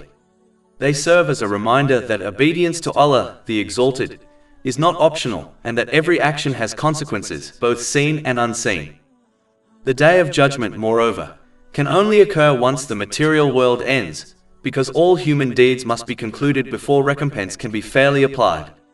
This necessity confirms that the world is temporary and serves as a stage for preparation, reflection, and responsible use of one's blessings. By contemplating these signs and reflecting on the balance of creation, a person is motivated to prepare for the Day of Judgment. They are encouraged to use the blessings Allah, the Exalted, has granted in accordance with the guidance of the Holy Quran and the traditions of the Holy Prophet Muhammad, peace and blessings be upon him. This preparation ensures a balanced mental and physical state, helps prioritize all aspects of life correctly, and cultivates peace of mind and success in both worlds. Chapter 45 Al-Jatiyah, verse 22. For Allah created the heavens and the earth for a purpose, so that every soul may be paid back for what it has committed, and none will be wronged. And chapter 41 Fussilat, verse 39. Indeed, He is over all things competent. Islam encourages individuals to regulate and control their worldly desires, guiding them toward a balanced life that harmonizes physical, mental, and spiritual well-being. Those whose sole aim in life is to pursue and satisfy personal desires, however, often view this discipline as unnatural and criticize it, perceiving it as restrictive or even animalistic because it restrains their impulses. Furthermore, the very industries and businesses that profit from people's indulgence in worldly desires, entertainment, luxury goods, and similar enterprises, actively work against the guidance of Islam. Their strategies include promoting distraction, distorting Islamic teachings, and encouraging people to ignore or misinterpret the principles of faith. Chapter 41 Fussilat, verse 40. Indeed, those who inject a deviation into our verses are not concealed from us. In the face of such opposition, believers must remain steadfast in their obedience to Allah, the Exalted. True security and peace of mind come from adhering to His guidance, even if the benefits are not immediately visible. This requires a commitment to learning and acting upon Islamic teachings from authentic sources, such as qualified religious instructors, to avoid adopting misinterpretations that appeal to one's base desires. Conversely, those who intentionally distort Islamic teachings, or who follow such distortions because they align with personal worldly desires, inevitably misuse the blessings Allah, the Exalted, has granted them. Such misuse leads to an imbalanced life, physically, mentally, and spiritually. Their relationships, career, and wealth, rather than serving as sources of stability, become sources of stress, frustration, and conflict. Often they misplace blame, accusing spouses, family members, or colleagues for the pressures they themselves have cultivated through their choices. This cycle frequently intensifies their mental strain, resulting in depression, substance abuse, and even suicidal tendencies. This outcome is evident when observing those who prioritize pleasure and wealth over responsibility and obedience, including wealthy or famous individuals who, despite enjoying worldly luxuries, remain deeply unsettled. The consequences of such behavior extend far beyond the temporal world. By ignoring the guidance of Allah, the Exalted, and failing to prepare for their accountability on the Day of Judgment, they expose themselves to far greater punishment in the hereafter. The Holy Quran draws a stark contrast between those who follow this path of heedlessness and those who maintain faith and obedience. Chapter 41 Fussilat, verse 40. So is he who is cast into the fire better, or he who comes secure on the day of resurrection? This verse emphasizes that true security, peace and success are only attained through obedience to Allah, the Exalted, and correct use of one's blessings. The temporary allure of fulfilling worldly desires, while tempting, leads to long-term distress, both in this life and in the hereafter. In contrast, those who prioritize faith and righteousness, even in the face of criticism or societal pressure, achieve lasting stability, harmony, and peace in every dimension of their lives, through obtaining a balanced mental and physical state, and through correctly placing everything and everyone within their life. Allah the Exalted does not compel anyone toward guidance or misguidance, as doing so would negate the purpose of the test of life in this world. Instead, He provides clear knowledge of what is right and wrong, presenting guidance and warnings so that every person has the ability to make informed choices. Following this, each individual is fully accountable for the path they choose. No one can justly blame Allah, the Exalted, or any other being for the consequences of their actions if they deliberately disobey Him by misusing the blessings He has granted them. The responsibility of choice emphasizes that every action, intention, and decision is observed and recorded. Chapter 41, Fussilat, verse 40. Do whatever you will, indeed He is seeing of what you do. Even though Allah, the Exalted, does not compel anyone toward guidance, He has consistently provided divine guidance so that people may achieve peace of mind in both worlds. However, following this guidance often requires restraint from immediate worldly desires, and throughout history, many have instead chosen man-made codes of conduct that satisfy their own inclinations, just as some today ignore the perfect and final divine code of conduct. Chapter 41, Fussilat, verse 42. Indeed, those who disbelieve in the reminder after it has come to them, while it is a mighty and honored book. This first thing to note is that this verse emphasizes that the Holy Quran is not merely a set of instructions but a reminder. Its purpose is to awaken people to what aligns with their true nature, and to guide them toward a balanced and purposeful life. Unlike artificial systems created by human desire, the Islamic teachings correspond perfectly with the innate disposition of humanity.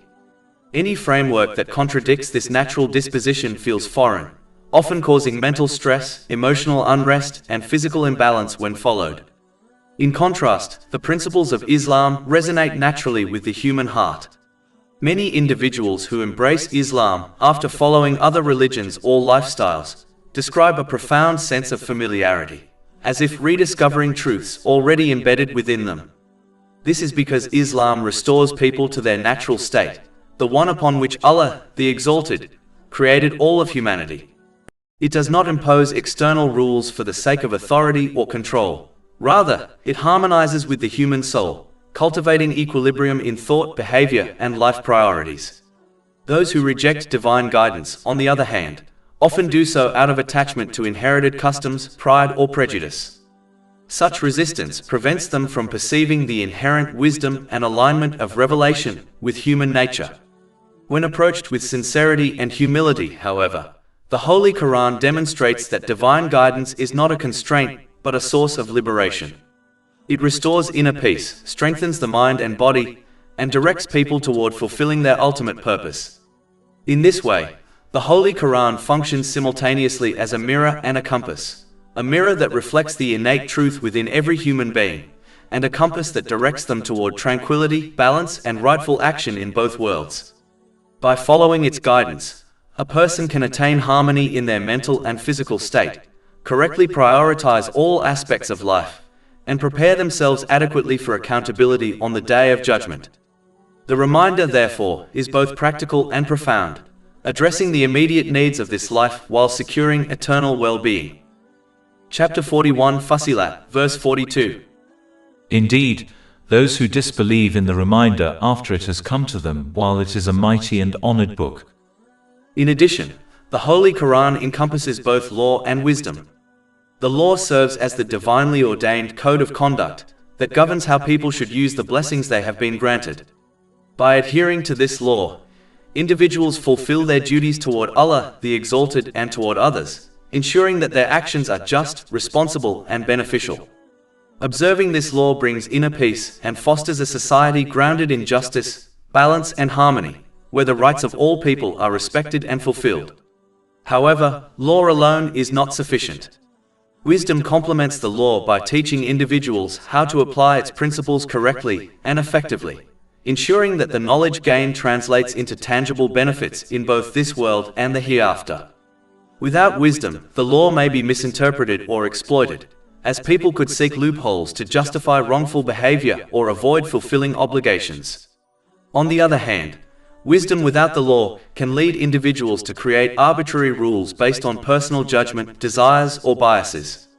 Such man-made systems lack the divine insight, experience, and foresight embedded in Islamic teachings, and therefore they inevitably fail to establish genuine peace of mind or social harmony. The combination of law and wisdom is essential for a just and stable society. The law provides the framework for right action, while wisdom ensures that this framework is implemented in a balanced, thoughtful, and compassionate manner. Together, they guide individuals in using their resources, time, and abilities responsibly, preventing harm to others and promoting collective well-being. A society that observes the law without wisdom risks rigidity and injustice, while a society guided by wisdom alone risks chaos and moral relativism. Ultimately, the Holy Quran offers both the law and the wisdom required to achieve true balance, personally, socially, and spiritually. By following its guidance, a person cultivates peace of mind, fulfills the rights of Allah, the Exalted, and people, and contributes to the establishment of justice, harmony, and tranquility within society. Chapter 41, Fussilat, verse 42. While it is a mighty and honored book, the Holy Quran stands unparalleled in its expression, conveying guidance with unmatched clarity and precision. Its verses combine eloquence with simplicity, making its message accessible while remaining profound. No other book in human history can rival its literary excellence, nor can any other scripture claim freedom from contradictions as the Holy Quran does. Remarkably, it recounts the histories of past nations in detail, despite the fact that the Holy Prophet Muhammad, peace and blessings be upon him, was unlettered and had no formal historical training. The Holy Quran commands that which is good and forbids that which is evil, offering guidance that addresses both individual conduct and societal well-being. Its principles ensure justice, harmony, and security within families, communities, and nations. Unlike myths, fables, or poetry, the Holy Quran contains no exaggerations, fabrications, or falsehoods. Every verse is practical, applicable, and life-enhancing. Even when narratives or stories are repeated, each iteration highlights a unique lesson, ensuring that continual study never becomes tedious or unfruitful. Through clear promises and warnings, the Holy Quran provides both guidance and motivation. Concepts that may appear abstract, such as patience, humility, or self-restraint, are explained in ways that can be practically incorporated into daily life. It directs humanity toward fulfilling the ultimate purpose of creation, sincere obedience to Allah, the Exalted, by utilizing the blessings one has been granted in ways that please Him. Such obedience ensures a balanced mental and physical state, proper prioritization of relationships and responsibilities, and preparedness for accountability on the Day of Judgment. In this manner, the Holy Quran illuminates the straight path and makes it attainable for those seeking genuine peace of mind and true success in both this world and the hereafter. Because it aligns perfectly with human nature, the Holy Quran is timeless. Its guidance benefits every person, generation, and society, offering solutions to emotional, social, economic, and physical challenges.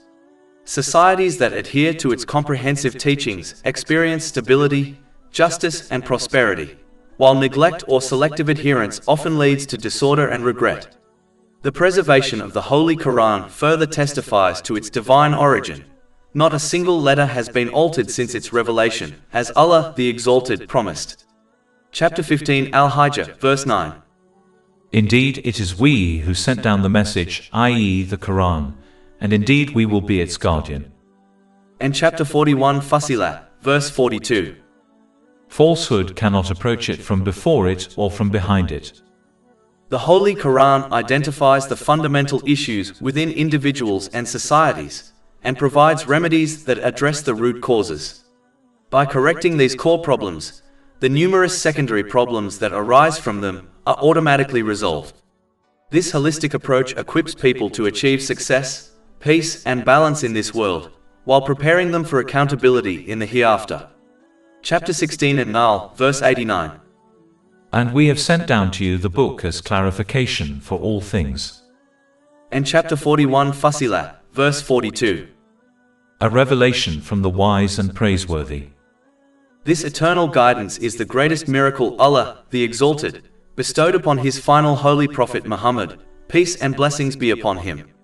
Yet the benefits of the Holy Quran are reserved for those who earnestly seek the truth and act upon it. Those who follow their personal desires, selectively adhere to its teachings, or neglect its guidance, will face loss and regret in both this world and the hereafter. Chapter 17 Al-Isra, verse 82.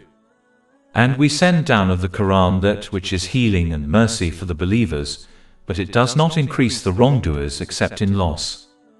In truth, anyone who abandons the divine guidance revealed by Allah, the Exalted, and instead follows human-devised systems, does so to satisfy their own worldly desires. Every system created by humans is ultimately shaped by personal inclinations, ambitions, and self-interest. In contrast, the divine law is rooted in wisdom, justice, and mercy, designed to benefit both individuals and society. Those who hold wealth and power are often the most resistant to divine guidance. They recognize that embracing the truth of Islam would impose limits on indulgence, exploitation, and unchecked desires, curbing the authority and privileges they enjoy. To protect their status and maintain control, they reject the truth themselves and encourage others to follow their path, prioritizing worldly advantage over eternal well-being. This pattern has repeated throughout history. The early opponents of the Holy Prophet Muhammad, peace be upon him, were often the elite and influential members of society, who feared that submission to divine law would diminish their power and reveal their injustices. Their rejection was not due to confusion or lack of evidence, as the signs of Allah, the Exalted, were clear and evident, just as they had been for the holy prophets, peace be upon them. Chapter 41 Fussilat, verse 43. Nothing is said to you, except what was already said to the messengers before you. The underlying cause of this defiance lies in the heart, not the mind. It stems from arrogance, attachment to worldly desires, and unwillingness to submit to the authority of the Creator. Rejection of divine guidance is therefore rarely a matter of intellect or knowledge. It is a refusal to restrain selfish desires and obey Allah, the Exalted. In spite of the repeated misuse of His blessings by many people, Allah, the Exalted, does not immediately seize them with punishment. Out of His vast mercy and wisdom, He allows time for reflection, repentance, and meaningful change. Chapter 41 Fussilat, verse 43. Indeed, your Lord is a possessor of forgiveness. Yet this period of respite should never be misunderstood as a sign of approval or immunity from consequences. Those who persist in disobedience must not assume that the absence of immediate punishment means they will escape accountability. Even within this worldly life, the effects of misusing divine blessings begin to manifest. Such individuals gradually lose inner harmony, resulting in mental unrest and physical imbalance. Their sense of priority becomes distorted, causing them to misplace relationships, responsibilities, and values within their lives. Over time, the very aspects of life that were meant to be sources of comfort, such as family, friendships, wealth, and professional success, turn into causes of constant pressure and dissatisfaction. Instead of recognizing the true origin of their distress, they often direct blame toward innocent people around them, including their spouses or close companions. By pushing away those who could have been a means of support, they deepen their isolation, which frequently leads to emotional instability, psychological illness, substance dependence, and, in severe cases, suicidal ideation. This reality is plainly visible among those who persist in misusing their blessings, including many who outwardly possess fame, wealth, and influence, yet inwardly suffer profound misery. More severe still is the consequence awaiting them in the hereafter. Because their conduct prevents them from preparing for their inevitable accountability on the day of judgment, the ultimate outcome of their negligence is far greater than any hardship experienced in this world. Chapter 41 Fussilat, verse 43. And a possessor of painful penalty. Therefore, divine tolerance is not an indication of neglect, nor does it signify the absence of justice. Rather, it is an opportunity granted out of mercy, an opportunity which, if squandered, results in regret and loss in both this life and the next. Allah, the Exalted, reproaches the non-Muslims of Arabia, especially the people of Mecca, for their contradictory and insincere stance toward the Holy Quran. Despite the fact that it was revealed in their own language, they treated it as something unfamiliar and foreign. Chapter 41 Fussilat, verse 44. And if we had made it a non-Arabic Quran, they would have said, why are its verses not explained in detail in our language? Is it a foreign recitation and an Arab messenger? This criticism highlights their unwillingness to accept the truth, regardless of how it was presented. Had the Holy Quran been revealed in a language other than Arabic, they would have objected to its foreignness.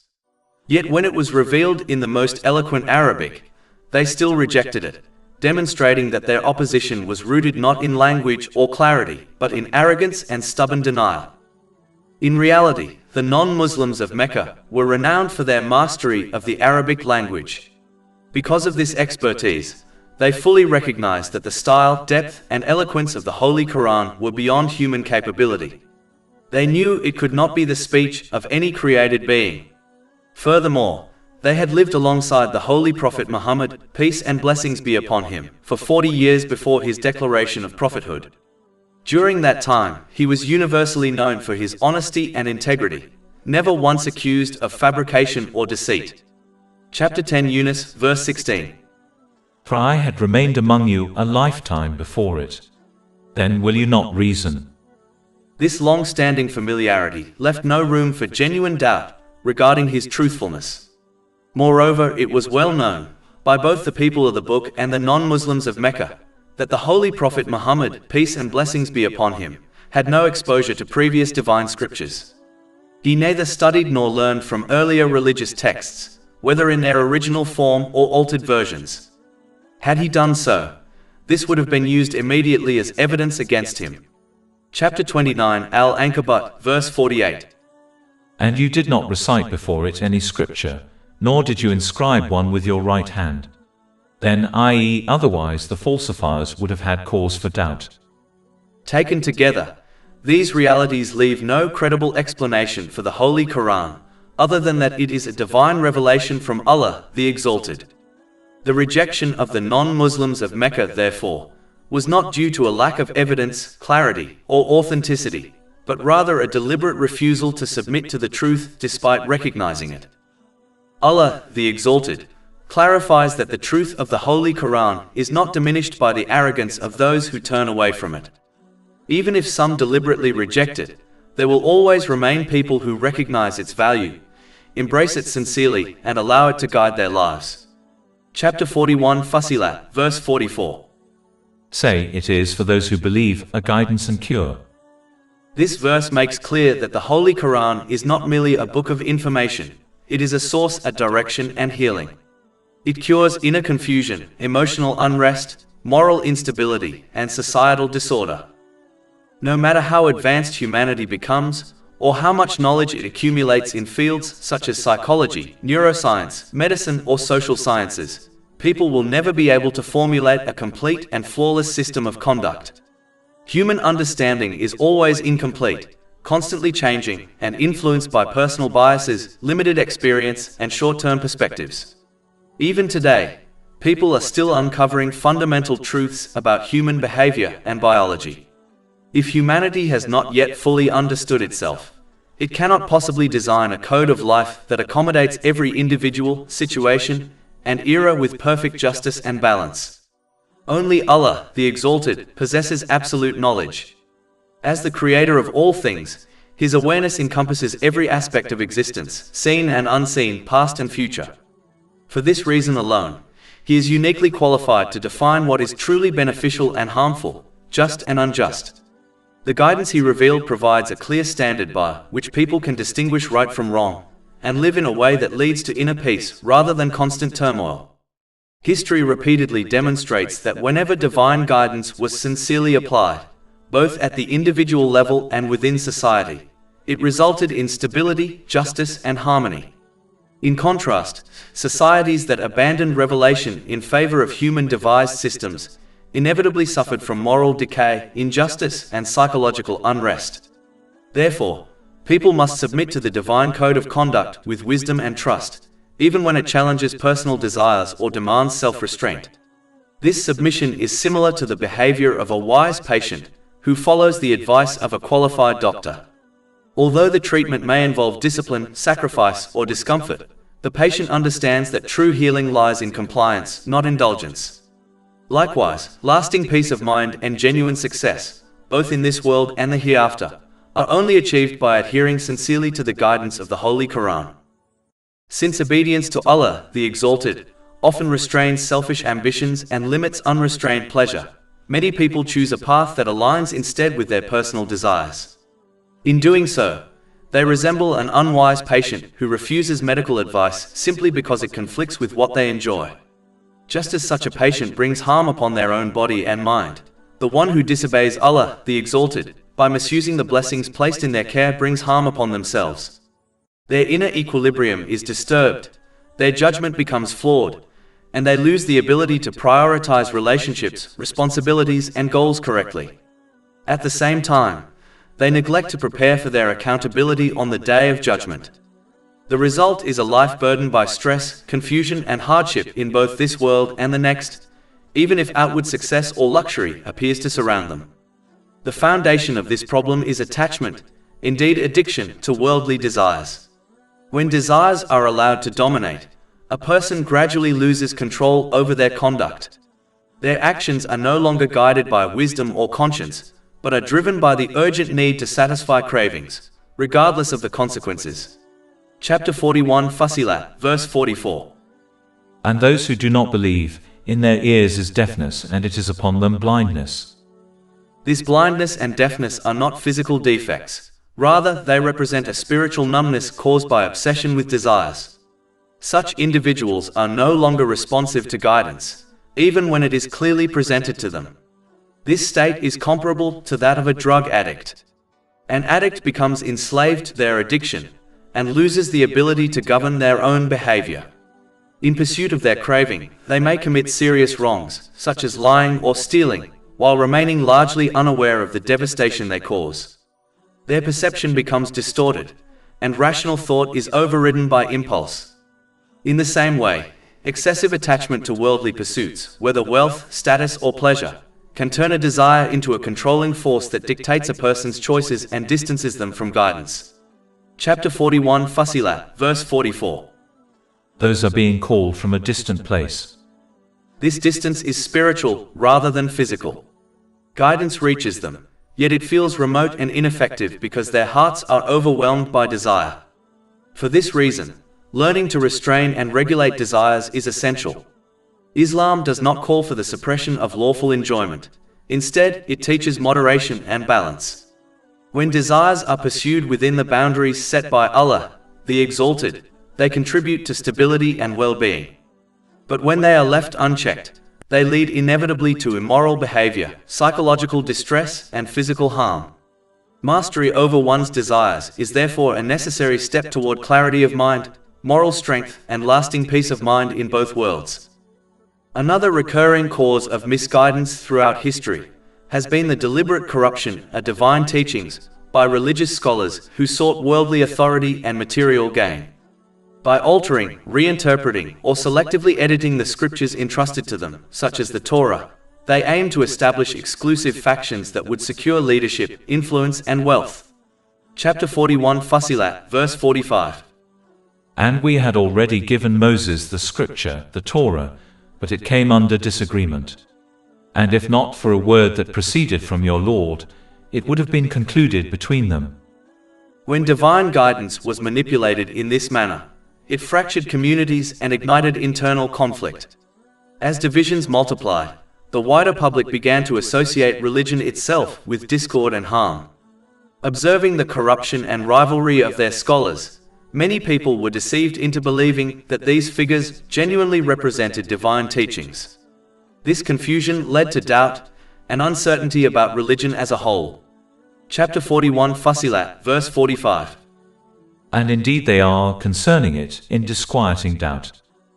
For this reason, Muslims must take great care not to repeat these mistakes by distorting the teachings of the Holy Quran or the traditions of the Holy Prophet Muhammad, peace and blessings be upon him, to serve personal ambitions or worldly desires. To abuse divine knowledge is itself a grave misuse of the blessings granted by Allah, the Exalted. Such behavior disrupts a person's inner balance, clouds judgment, and leads to a failure in setting correct priorities in life. Most critically, it prevents proper preparation for accountability on the Day of Judgment. Even if such individuals appear outwardly successful or surrounded by luxury, their internal state will inevitably be marked by anxiety, stress, and unrest in both worlds. The Holy Prophet Muhammad, peace and blessings be upon him, issued a severe warning regarding this matter. In a hadith recorded in Sunan Ibn Majah, number 253, he stated that the one who intentionally misuses Islamic knowledge has been promised hell. Deliberate distortion of divine teachings not only misleads others, but also corrodes one's own faith. Faith resembles a fragile plant. It requires care, sincerity, and protection. When exposed to corruption, negligence, or repeated sin, it weakens gradually. Persistent misinterpretation and wrongdoing poison the heart until faith withers entirely, often without the person realizing it. This is the greatest loss, as such a person may depart from this world devoid of faith, facing eternal regret. Therefore, manipulating divine guidance for worldly benefit inevitably results in distress in this life and punishment in the next, while also multiplying one's accountability by misleading others.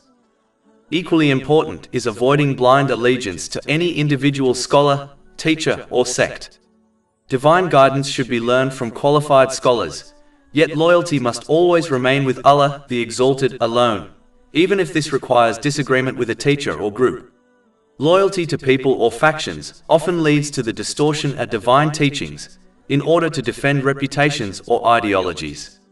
In contrast, loyalty to Allah, the Exalted, safeguards sincerity, balance, and correctness in understanding. This loyalty fosters peace of mind in both worlds by restoring inner equilibrium and ensuring that priorities are placed where they belong.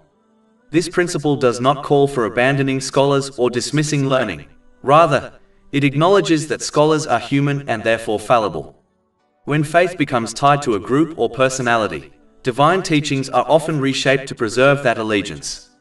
This breeds sectarianism, arrogance, and division, outcomes repeatedly warned against in the Holy Quran. By contrast, when loyalty is directed to Allah, the Exalted, a person approaches the Holy Quran and the traditions of the Holy Prophet Muhammad, peace and blessings be upon him, with humility and openness. This sincerity frees them from bias, enabling them to accept truth regardless of its source and preventing rejection of truth merely because it conflicts with group identity. Such an approach strengthens unity, cultivates tranquility of the heart, and produces righteous conduct. It also preserves faith, which, like a living plant, thrives when nourished with sincerity and humility, but dies when the soil is contaminated by misplaced loyalty and arrogance. Moreover, loyalty to Allah, the Exalted, fortifies a person against worldly temptations. Those attached to groups may compromise their principles to retain acceptance or status, whereas those devoted to Allah, the Exalted, remain steadfast even when isolated. This independence reflects genuine sincerity, as devotion is no longer driven by human approval but by commitment to divine truth. In brief, fragmentation and misguidance take root when divine knowledge is manipulated for personal or worldly benefit, whereas unity, inner tranquility, and true success arise when loyalty is devoted solely to Allah, the Exalted, and His guidance is approached with sincerity, humility, and integrity. Chapter 41, Fussilat, verse 46. Whoever does righteousness, it is for his own soul, and whoever does evil does so against it. Thus, the truly wise individual is the one who safeguards their faith, protects it from distortion and corruption, and firmly anchors their loyalty in Allah, the Exalted, alone. This unwavering loyalty represents the very essence of righteousness. It is the foundation upon which peace in this world is built, and the means by which salvation is attained in the hereafter. Through such loyalty, a person achieves a balanced mental and physical state, and is able to place everything and everyone in their life correctly. Since Allah, the Exalted, does not compel people toward either right guidance or misguidance, because doing so would invalidate the purpose of the test of worldly life. Each person is granted the freedom to choose their own path. With this freedom comes accountability, as every individual will answer for the choices they make. Chapter 41 Fussilat, verse 46. Whoever does righteousness, it is for his own soul, and whoever does evil does so against it. And your Lord is not ever unjust to his servants. Understanding this truth protects a person from falling into arrogance, where they mistakenly assume that their obedience is a favor they are granting to Allah, the Exalted. Such an attitude is dangerous, as it weakens sincere obedience, especially when personal desires clash with divine commands, causing a person to drift away from the straight path. In contrast, those who realize that faith and obedience are solely for their own benefit develop true humility before Allah, the Exalted. This humility enables them to remain steadfast in obedience during hardship, as well as in times of ease. When faced with difficulties, they respond with patience, and when blessed with comfort, they respond with gratitude.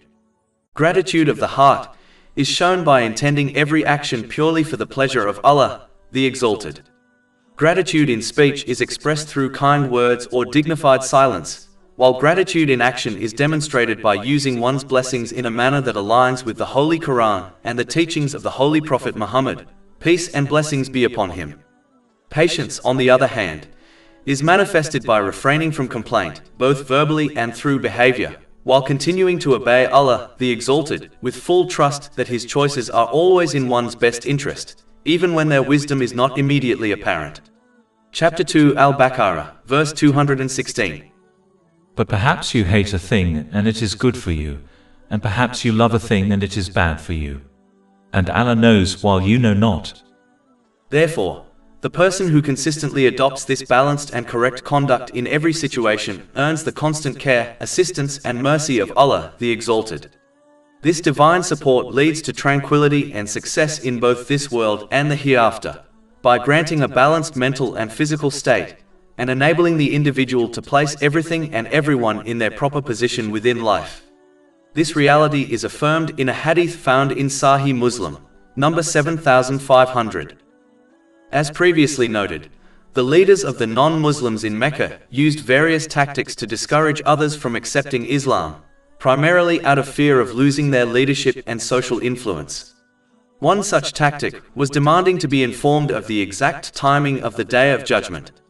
When they were not given a precise answer, they falsely claimed this proved that the Day of Judgment would never occur. Chapter 41 Fussilat, verse 47. To him alone is attributed knowledge of the hour. This attitude was inherently flawed. The lack of knowledge regarding the timing of the Day of Judgment does not negate its certainty, just as the uncertainty of the moment of death does not prevent death from occurring. Certain realities, like death and the Day of Judgment, have been concealed from creation to ensure that individuals remain in a constant state of readiness, rather than delaying preparation until the moment arrives. This approach encourages proactive diligence, which is far more effective than reactive action. For instance, a wise student preparing for a surprise test will study consistently in anticipation, whereas a student who is given a fixed date may procrastinate, undermining their success. Chapter 7 Al-Araf, verse 187. It lays heavily upon the heavens and the earth. It will not come upon you except unexpectedly. Islam also addresses those who claim they will not accept or follow its teachings until every unseen matter, including angels and other elements of the unseen world, is made fully visible and understandable to them. This perspective is fundamentally flawed, for the essence of faith lies in believing in unseen realities without requiring sensory verification. True belief in Allah, the Exalted, derives its value precisely from trust in what is unseen. Yet, although humans cannot directly perceive these realities, they are supported by countless signs in the universe. Just as the existence of a painting points to the presence of a painter, the existence of the world, with its harmony, order, and balance, clearly demonstrates the presence of a creator. Furthermore, there are countless practical phenomena in everyday life that people rely upon without fully understanding them, such as the action of medicines within the body, yet they accept and benefit from them without question. While the guidance provided by Islam is firmly grounded in evidence, reason, and observable reality, some aspects necessarily concern the unseen. This element of the unseen enhances the merit of faith, as it requires trust, submission, and sincerity. Consequently, a person who claims belief only after witnessing unseen entities, such as angels, does not attain true virtue, because genuine faith involves conviction in what cannot be directly seen or verified. Belief gained after direct observation lacks the uniqueness and value inherent in faith exercised in the presence of uncertainty. The human test lies in recognizing reality and obeying Allah, the Exalted, even though disobedience is possible. In revealing divine scriptures and sending the holy prophets, peace be upon them, Allah, the Exalted, has deliberately preserved human free will, allowing for independent judgment and the exercise of choice. He has not made reality so manifest as to leave humans no option but to obey, because such a scenario would remove the possibility of meaningful testing and render reward and accountability meaningless. Therefore, people should not expect the unseen, such as the manifestation of Allah, the Exalted, or His angels, to be revealed before they choose to believe. Were these realities immediately apparent, free will would be nullified, and the spiritual and moral value of faith and obedience would be lost. Faith and obedience are only meaningful when a degree of unseen remains, requiring humans to accept and act upon truth without physical proof. If all hidden realities were visible, even the most stubborn disbelievers and the most sinful individuals would have no choice but to acknowledge the truth, and the opportunity for voluntary submission would vanish. The significance of belief and obedience exists solely while reality is partially concealed. The ability to make choices, to accept or reject truth, forms the foundation of human accountability. The full unveiling of all unseen matters will occur only on the Day of Judgment, when every intention, decision, and action is exposed. That moment will mark the end of the period of testing, and all of creation will be held accountable for the choices made while the unseen remained hidden, highlighting the purpose and fairness of life's trials. A fundamental requirement for holding individuals accountable on the Day of Judgment is complete knowledge of their intentions, speech, and actions, knowledge that belongs solely to Allah, the Exalted. Chapter 41, Fussilat, verse 47. And fruits emerge not from their coverings, nor does a female conceive or give birth except with His knowledge. First, in order to develop the correct understanding of Allah's infinite knowledge, it is essential to recognize that His knowledge is innate, limitless, and eternal, having neither beginning nor end. In contrast, the knowledge of the creation is finite, granted by Allah, and has both a beginning and an end. Attempting to debate or analyze matters beyond this distinction often leads to fruitless discussions that have no bearing on accountability on the Day of Judgment. Instead, a person should concentrate on practical Islamic matters for which they will be questioned, such as their financial dealings, ethical conduct, and fulfillment of responsibilities toward others. Second, one of the remarkable features of the Holy Quran is its ability to take abstract concepts, like the infinite knowledge of Allah, the Exalted, and present them in a tangible and practical manner that can be easily visualized and applied. This method allows a person to remember Allah, even when they are not actively studying the Quran. For instance, as someone walks along a path and observes a leaf falling to the ground, they can recall the following verse and reflect on the vastness of Allah's knowledge, which encompasses every intention, every word spoken, and every action performed. Chapter 6, Al-An'am, verse 59. And with Him are the keys of the unseen, none knows them except Him. And He knows what is on the land and in the sea. Not a leaf falls but that He knows it. And no grain is there within the darknesses of the earth, and no moist or dry thing but that it is written in a clear record. This simple observation, a leaf descending to the ground, thus becomes a profound reminder to maintain purity in intention, speech, and actions, since every detail will be accounted for in both worlds. Even the most ordinary events in daily life serve as opportunities to reflect on the blessings one has been granted, and to employ them in ways that please Allah, the Exalted, in accordance with His guidance. Finally, reflecting on the verses that describe the infinite knowledge of Allah, the Exalted, provides a powerful proof of the divine origin of the Holy Quran. Human beings, when discussing knowledge, naturally confine themselves to what they have observed, experienced, or studied.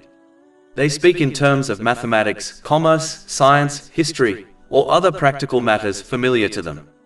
Their understanding is inherently limited, shaped by their personal experiences and the information they have gathered over a finite lifetime. Even the most intelligent or learned individuals will frame knowledge according to their own domain, for the human mind cannot spontaneously grasp knowledge that is absolute, limitless, and all-encompassing across time, space, and creation. In contrast, the Holy Quran presents knowledge in a manner that transcends human thought. It addresses realities far beyond ordinary perception, such as the growth of fruits from their coverings, the conception and birth of living beings, the hidden moisture within the earth, and even the fall of a single leaf.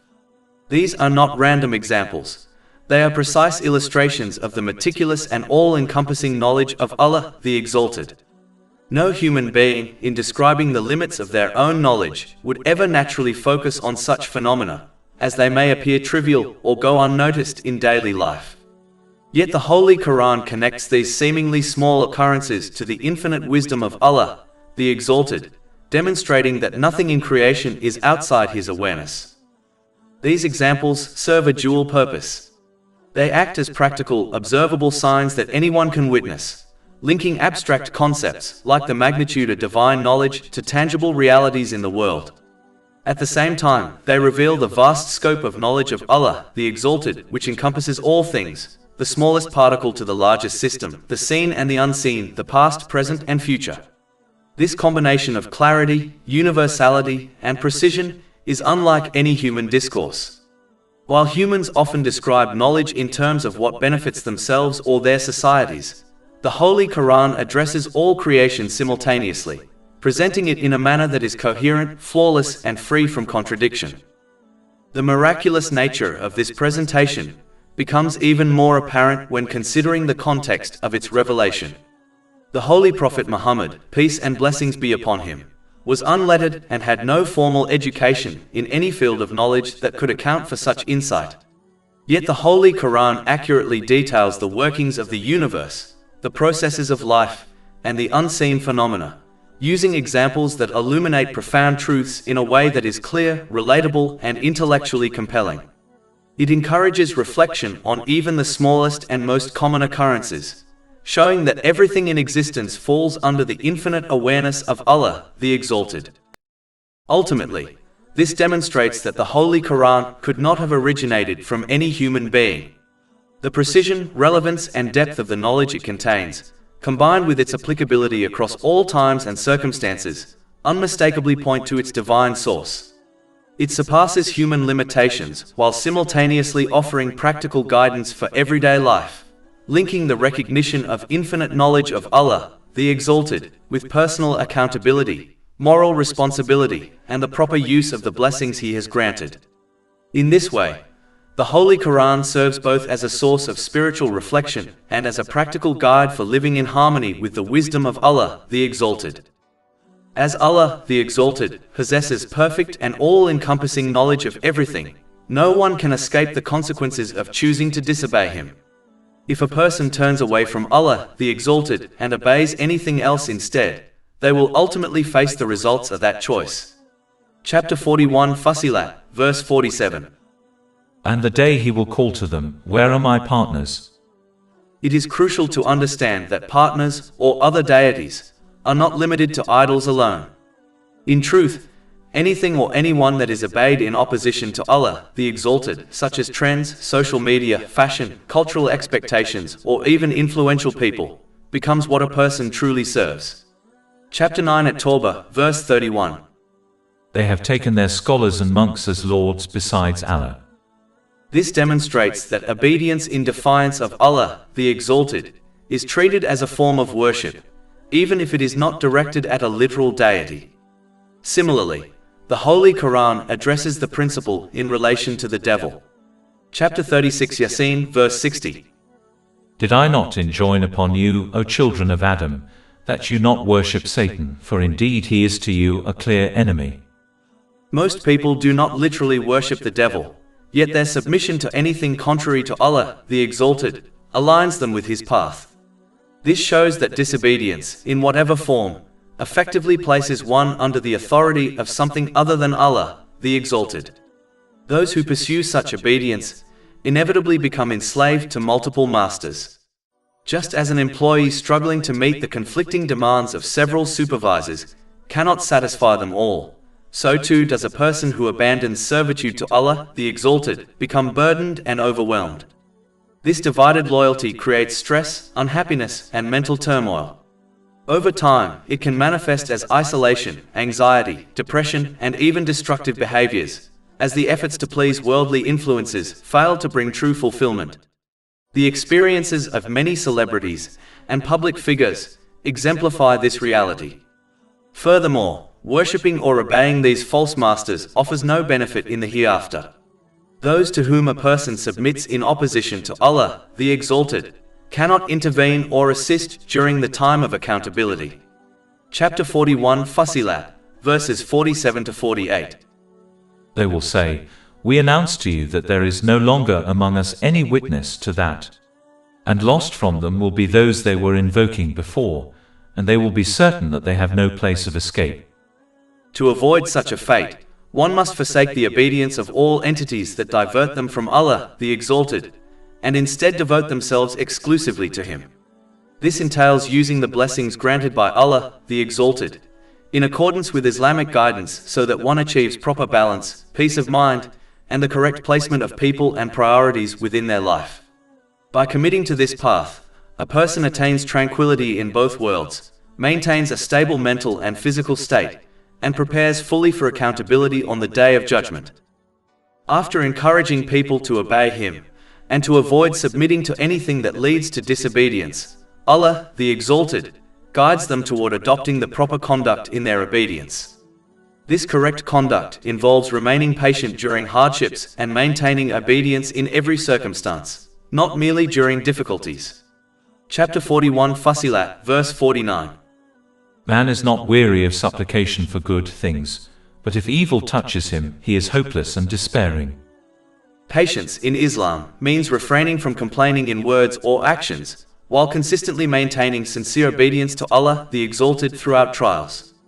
This obedience entails using the blessings granted by Allah, the Exalted, in ways pleasing to Him, as outlined in the Holy Quran and exemplified in the traditions of the Holy Prophet Muhammad, peace and blessings be upon him. The foundation of true patience is knowledge. The more one studies and implements Islamic teachings, the more one comes to understand that everything Allah, the Exalted, decrees is ultimately best, even if its wisdom is hidden.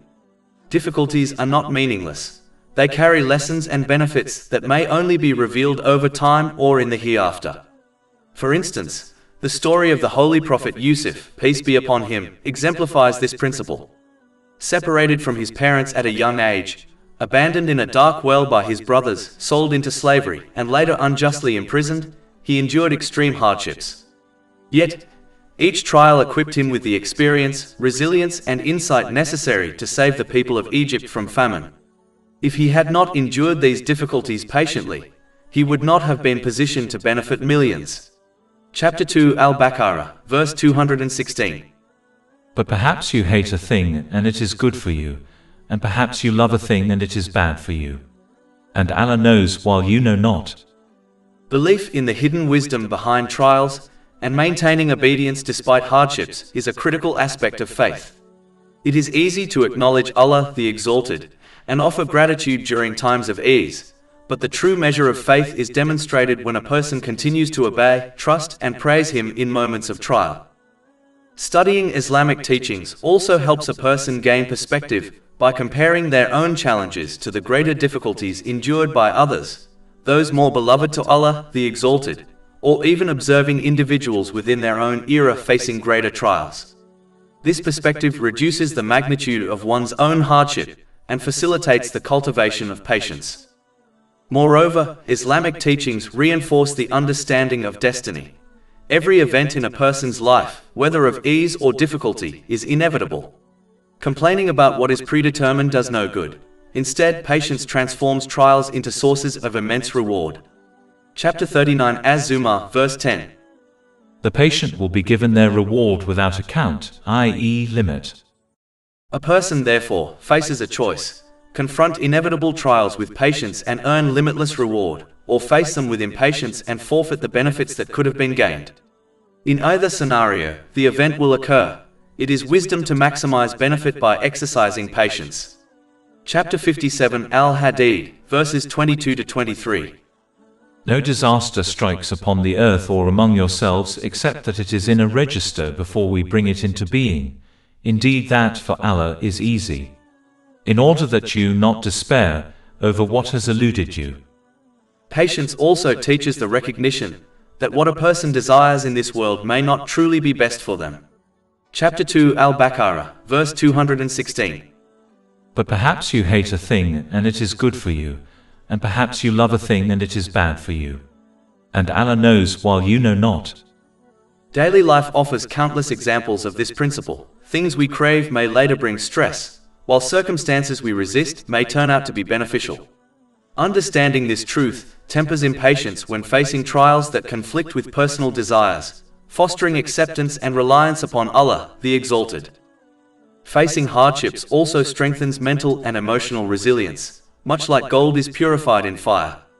Individuals accustomed to an easy life may experience extreme stress when confronted with ordinary difficulties, such as marital or professional challenges. Tests serve to develop fortitude, enabling a person to navigate future trials with greater ease and stability. Patience, however, is required not only in times of difficulty but also during periods of ease. When life is comfortable, patience ensures that one does not misuse blessings, whether they be good health, financial growth, or personal achievements. Awareness and self-restraint in times of ease are essential to maintaining balance, humility, and gratitude. The wisdom behind trials is vast, as discussed in Islamic teachings. Therefore, it is crucial for individuals to study, learn, and act upon these teachings, applying patience in all situations to earn immeasurable reward in both worlds. True patience resembles the compliance of a wise patient with their physician. Even when prescribed bitter medicine or a strict diet, the patient submits knowing it is for their benefit. Patience does not imply passivity. A key aspect of patience is actively addressing a situation in accordance with Islamic guidance. For example, a wife subjected to abuse should take steps to protect herself and her children, such as separating from her husband. Taking responsible action does not contradict patience, whereas inaction does not constitute patience at all. Similarly, expressing emotions like sadness or crying is permissible. The Holy Prophet Yaqub, peace be upon him, wept profoundly over his grief for his son Yusuf, peace be upon him, until he became blind, yet he was never reproached by Allah the Exalted. Chapter 12 Yusuf, verse 84. And he turned away from them and said, O my sorrow over Joseph. And his eyes became white from grief, for he was of that a suppressor. Likewise, the Holy Prophet Muhammad, peace and blessings be upon him, wept upon the death of his son Ibrahim, may Allah be pleased with him, as recorded in Sunan Abu Dawood, number 3126. Patience is not negated by expressing natural human emotions. Only disobedience to Allah, the Exalted, through one's speech or actions contradicts true patience. It is important to emphasize that patience must be maintained from the onset of a difficulty until the end of one's life. A hadith in Sahih Bukhari, number 1302, underscores this point. Delaying patience until later in a trial is not true patience but mere acceptance, which anyone might naturally adopt. A Muslim must control their words and actions from the beginning of a trial, and sustain this conduct until they depart from this world. Any lapse in patience risks forfeiting the immense reward that Allah, the Exalted, has promised. Allah, the Exalted, also reproves those who, after experiencing relief from hardship through His mercy, fail to acknowledge His aid and instead attribute their worldly achievements solely to themselves. Chapter 41 Fussilat, verse 50. And if we let him taste mercy from us after an adversity which has touched him, he will surely say, This is due to me. This verse highlights a common human failing, the tendency to forget the role of Allah, the Exalted, in every success, comfort, or relief that one experiences. When a person overestimates their own abilities and disregards the blessings that Allah, the Exalted, has granted, they foster arrogance and ingratitude in their heart. Such individuals may take credit for opportunities, talents, wealth, or accomplishments, ignoring the fact that without divine aid, none of these achievements would be possible. For instance, a person who attains wealth, health, or a promotion may pride themselves in their effort, while failing to recognize the guidance, protection, and opportunities provided by Allah, the Exalted. This attitude not only undermines the person's relationship with Allah, the Exalted, but also creates an inflated sense of self-sufficiency, which blinds them to the reality that all relief and success ultimately originate from the mercy of Allah, the Exalted. This attitude fosters persistent ingratitude, encouraging a person to continue misusing the blessings granted by Allah, the Exalted. When gratitude is absent, a person is more likely to squander their blessings, neglect their responsibilities, and act contrary to the guidance outlined in the Holy Quran and the teachings of the Holy Prophet Muhammad, peace and blessings be upon him. Such behavior reflects the mindset of someone who disregards their accountability on Judgment Day, even if they outwardly claim to believe in it. Chapter 41 Fussilat, verse 50. And I do not think the hour will occur. This demonstrates how ingratitude can distort a person's understanding of reality and the hereafter. A person consumed by selfishness may adopt a dismissive attitude toward Judgment Day, treating the divine promise of accountability as a remote or improbable event. Their focus shifts entirely to immediate comforts and desires, neglecting preparation for the eternal consequences of their actions. In doing so, they place themselves on a path of spiritual imbalance. Their hearts become hardened, their judgment clouded, and their connection with Allah, the Exalted, weakened. Just as wealth without gratitude can lead to moral corruption, so too can relief from hardship, when unacknowledged, become a test of the heart.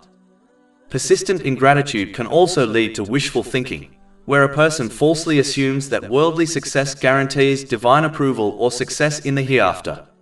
A person may believe that just as they have achieved accomplishments or overcome difficulties in this life, they will automatically be granted mercy or forgiveness on Judgment Day, perhaps relying on the intercession of others, last-minute repentance, or making excuses for their wrong actions. Chapter 41 Fussilat, verse 50. And even if I should be returned to my Lord indeed, for me there will be with him the best. Such self-deception reflects a fundamental misunderstanding of divine justice. The hereafter is not governed by worldly achievements, social influence, or empty claims of repentance made at the last moment. Rather, it is based on sincere obedience, righteous conduct, and the proper use of the blessings that Allah, the Exalted, has granted. People who assume they can bypass accountability through wishful thinking are ignoring the very principles upon which faith and morality are built. In reality, this mindset can lead to moral negligence, carelessness in performing obligations, and a false sense of security, all of which endanger both their spiritual and worldly well-being. Indeed, a person who behaves in such a manner, claiming faith in Allah the Exalted, yet persistently attributing their success to themselves, ignoring His mercy, and indulging in ingratitude, risks losing their faith entirely.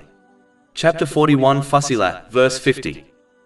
But we will surely inform those who disbelieved about what they did, and we will surely make them taste a massive punishment. This verse illustrates the severity of allowing ingratitude and self-centeredness to take root in the heart. Faith is not a permanent possession. It is a delicate, living entity that requires continual care and attention. Just as a flame depends on fuel to keep burning, faith requires constant nourishment through sincere obedience, gratitude, reflection on Allah's, the Exalted, commands, and adherence to the guidance of the Holy Quran and the teachings of the Holy Prophet Muhammad, peace and blessings be upon him.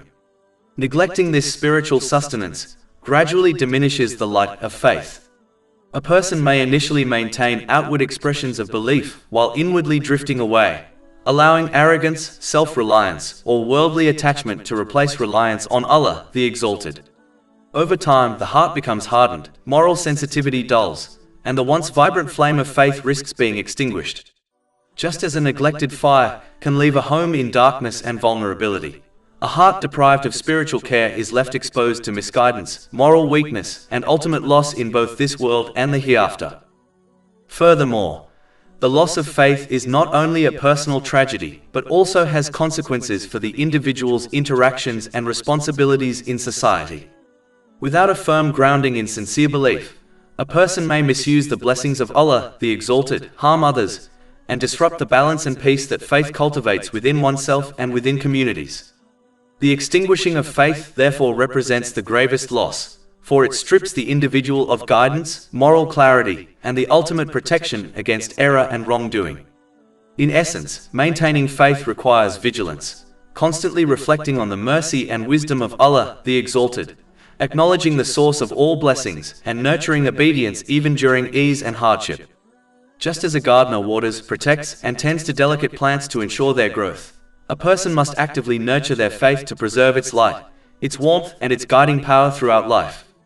Losing this care, even for a short period, can lead to spiritual decline and ultimately severe consequences as indicated in the verse above. Allah, the Exalted, also critiques those who only turn to Him during times of hardship, treating His mercy and guidance as though they were a personal convenience to be accessed at will. When difficulties strike, they supplicate extensively and call upon Him. Yet, when ease and blessings are granted, they neglect Him and become ungrateful. Chapter 41, Fussilat, verse 51. And when we bestow favor upon man, he turns away and distances himself. But when evil touches him, then he is full of extensive supplication. This behavior reflects a transactional mindset, where faith is approached as a system of personal gain rather than sincere devotion.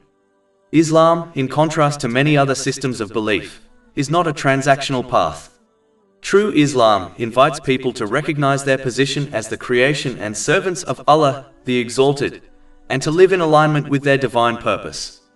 While Islam offers worldly benefits, such as achieving inner peace and balance when one correctly utilizes the blessings granted by Allah, the Exalted, these are secondary and incidental. They are byproducts of living in accordance with divine guidance, not the ultimate goal. The primary purpose is the fulfillment of one's responsibility as a servant and the attainment of eternal success in both worlds. Unfortunately, many people, including Muslims themselves, have adopted a transactional approach. They perform good deeds and acts of worship with the explicit expectation of receiving worldly benefits, such as wealth, children, or comfort. In doing so, they treat the treasury of Allah, the Exalted, as if it were a shop where spiritual acts can be exchanged for material rewards. This attitude is misguided because it demonstrates a lack of understanding of what is genuinely beneficial. Chapter 2, Al-Baqarah, verse 216. But perhaps you hate a thing and it is good for you, and perhaps you love a thing and it is bad for you. And Allah knows while you know not. By focusing on worldly returns, such individuals risk pursuing what may actually be harmful for them, ignoring the wisdom and ultimate benefit embedded in the decrees of Allah, the Exalted. Beyond this, performing good deeds purely for worldly gain invalidates the spiritual merit of the action. Allah, the Exalted, only rewards those deeds done with sincere intention to please Him, a truth emphasized in a hadith found in Jami at Tirmidhi, number 3154. When acts are done solely for temporal gain, they are deprived of divine reward, leaving the doer spiritually impoverished despite apparent success in the worldly sense. Moreover, a transactional mindset undermines obedience itself. If the desired worldly outcome is not realized, the individual will inevitably feel disillusioned and may abandon acts of obedience altogether. This behavior not only diminishes their spiritual growth, but also leads to the misuse of the blessings Allah, the Exalted, has granted them. Over time, such a person will suffer from imbalance in both mental and physical states, misplacing priorities, neglecting relationships, and failing to adequately prepare for accountability on the Day of Judgment. Even if they enjoy certain worldly luxuries, their inner turmoil, dissatisfaction, and spiritual deficiency will prevent them from attaining true peace. The reality is that this person is the ultimate loser, though they may not realize it. Chapter 18, Al-Kahf, verses 103 to 104. Say, shall we believers inform you of the greatest losers as to their deeds? They are those whose effort is lost in worldly life, while they think that they are doing well in work. Thus, Islam teaches that sincerity, humility, and purposefulness in obedience to Allah, the Exalted, are essential. Acts of worship and the correct use of blessings should be performed to align with divine guidance, not as instruments for worldly gain.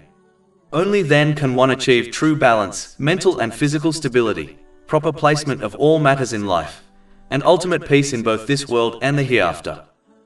Obeying Allah, the Exalted, often requires resisting desires and inclinations that may seem appealing in this world. Because human impulses frequently conflict with divine guidance, Allah, the Exalted, cautions people not to turn away from the Islamic code of conduct, emphasizing that following it is ultimately for their own benefit. Chapter 41 Fussilat, verse 52.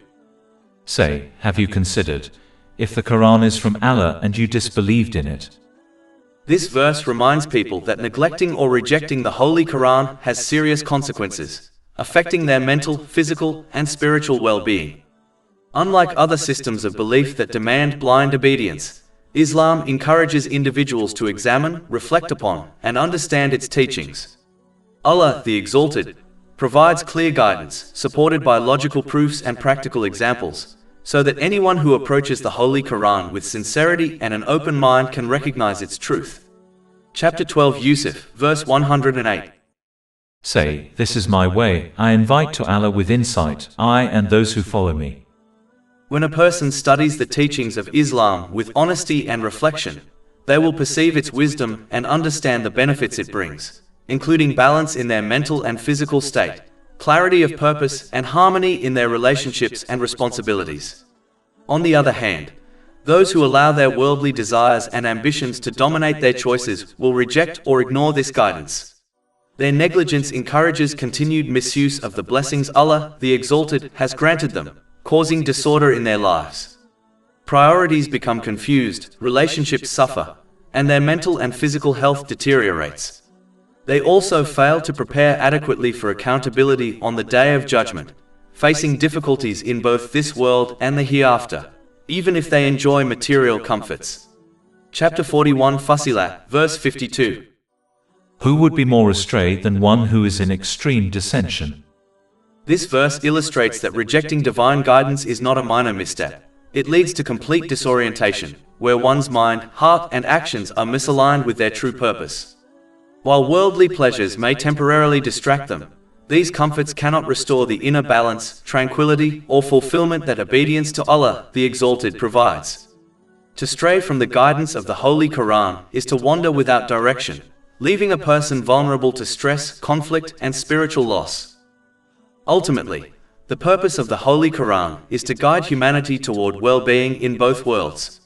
Those who approach it sincerely will find clarity, harmony, and peace, while those who allow worldly distractions to dominate will experience confusion, misplacement, and difficulty. Reflecting on its teachings, submitting to Allah, the Exalted, and applying His guidance consistently is the path to balance, success, and eternal benefit. In addition, Islam calls on people to reflect deeply on the world around them, the choices of others, and their own experiences in order to recognize the truth and wisdom of the Holy Quran. Chapter 41 Fussilat, verse 53. We will show them our signs in the horizons and within themselves, until it becomes clear to them that it is the truth. This verse illustrates that divine guidance is revealed not only through direct teachings, but also through observation and contemplation of the signs embedded in creation and in one's own self. Islam warns against a narrow, self-centered focus that restricts attention solely to personal concerns while ignoring the broader realities of life. Such an inward-looking mindset prevents the heart from perceiving the lessons that Allah, the Exalted, has placed in the natural world, human history, and the experiences of others. Through reflection, one gains insight into the consequences of human actions, both individually and collectively. For example, observing the lives of those who misuse the blessings Allah, the Exalted, has given them, whether wealth, influence, or power, often reveals that indulgence and self-interest lead to inner turmoil, anxiety, depression, addiction, and even despair, despite outward comforts. These examples show that true peace of mind cannot be bought with material possessions or fleeting pleasures. Rather, it is achieved through the correct and balanced use of the blessings granted by Allah, the Exalted. Similarly, witnessing the struggles of those facing hardship or illness encourages gratitude for one's own health and resources, motivating proper care and mindful use of these blessings before they are lost. Reflection on such events, whether in personal life, the lives of others, or the broader world, cultivates humility, patience, and self-awareness. It allows individuals to avoid repeated mistakes, refine their character, and attain lasting tranquility through maintaining a balanced mental and physical state, while correctly placing everything and everyone in their life according to the guidance of Allah, the Exalted. Chapter 41 Fussilat, verse 53. We will show them our signs in the horizons and within themselves, until it becomes clear to them that it is the truth. One can also derive profound understanding of the truthfulness of Islam by reflecting on their own personal experiences. Among the most compelling signs pointing to the oneness of Allah, the Exalted, and His supreme authority over all creation, is something experienced by virtually everyone, regardless of their faith or lack thereof. When a person encounters a genuine difficulty that cannot be resolved by any means at their disposal, no matter their wealth, knowledge, or connections, they instinctively turn to a single, supreme God, Allah, the Exalted, in supplication. Even those who do not consciously believe in God often find themselves calling upon one Creator in moments of extreme need, never appealing to multiple deities. This response is innate, emerging from the deepest part of the human soul. It is a reality so universal that it even appears in popular media, such as movies and television shows, where characters sometimes explicitly portrayed as non-believers turn to one God in moments of desperation. Despite attempts by some storytellers to minimize or mock religious belief, this instinctive recognition of a singular divine power continues to manifest in these narratives, reflecting an undeniable truth embedded in human nature.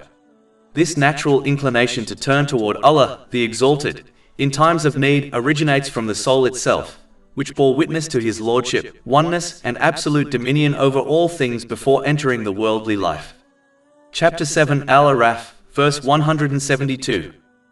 And mention when your Lord took from the children of Adam, from their loins, their descendants, and made them testify of themselves, saying to them, Am I not your Lord? They said, Yes, we have testified. This verse emphasizes that the human soul inherently recognizes Allah, the Exalted, as the one true Lord, and this recognition forms the foundation of sincere faith. Moments of difficulty serve as reminders of this inner testimony, compelling the individual to reflect and recognize that their ultimate reliance must be on Allah, the Exalted. Such moments of need awaken the soul's innate awareness of its Creator, reinforcing the truth of His oneness and the wisdom of turning to Him alone.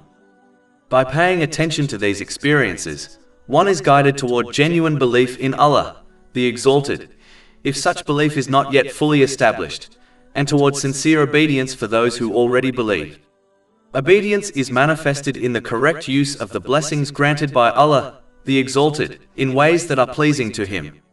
The soul itself inclines toward this path, especially when tested by hardships, reminding the individual that peace of mind, spiritual contentment, and true success, both in this life and the hereafter, are achieved through submission to Allah, the Exalted, and mindful stewardship of His gifts.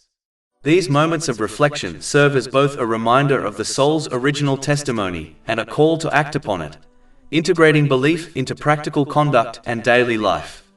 Chapter 10 Yunus, verse 22. It is He who enables you to travel on land and sea, until when you are in ships and they sail with them by a good wind and they rejoice therein, there comes a storm wind and the waves come upon them from every place and they expect to be engulfed. They supplicate Allah sincere to Him in religion, If you should save us from this, we will surely be among the thankful. Islam encourages people not only to reflect on human experiences, but also to observe the natural world, as both serve as clear signs of the truthfulness of the Holy Quran. Chapter 41 Fussilat, verse 53. We will show them our signs in the horizons and within themselves, until it becomes clear to them that it is the truth. When one contemplates the vastness of the heavens and the earth, along with the intricate and perfectly balanced systems within them, it becomes evident that there is only one creator and sustainer of the universe. For instance, the sun is positioned at a precise distance from the earth. Any significant change would make life impossible. Likewise, the earth's atmosphere is perfectly calibrated to sustain life, maintaining the right balance of air, temperature, and pressure. Even a simple human construction, such as a building, requires careful planning, measurement, and structural supports like pillars to ensure stability. If humans need such attention to detail for small-scale projects, how could the creation of the entire universe occur without design? The flawless balance and functionality of the cosmos clearly point to the deliberate planning of Allah, the Exalted. Chapter 13 Ar-Ra'd verse 2. It is Allah who erected the heavens without pillars that you can see.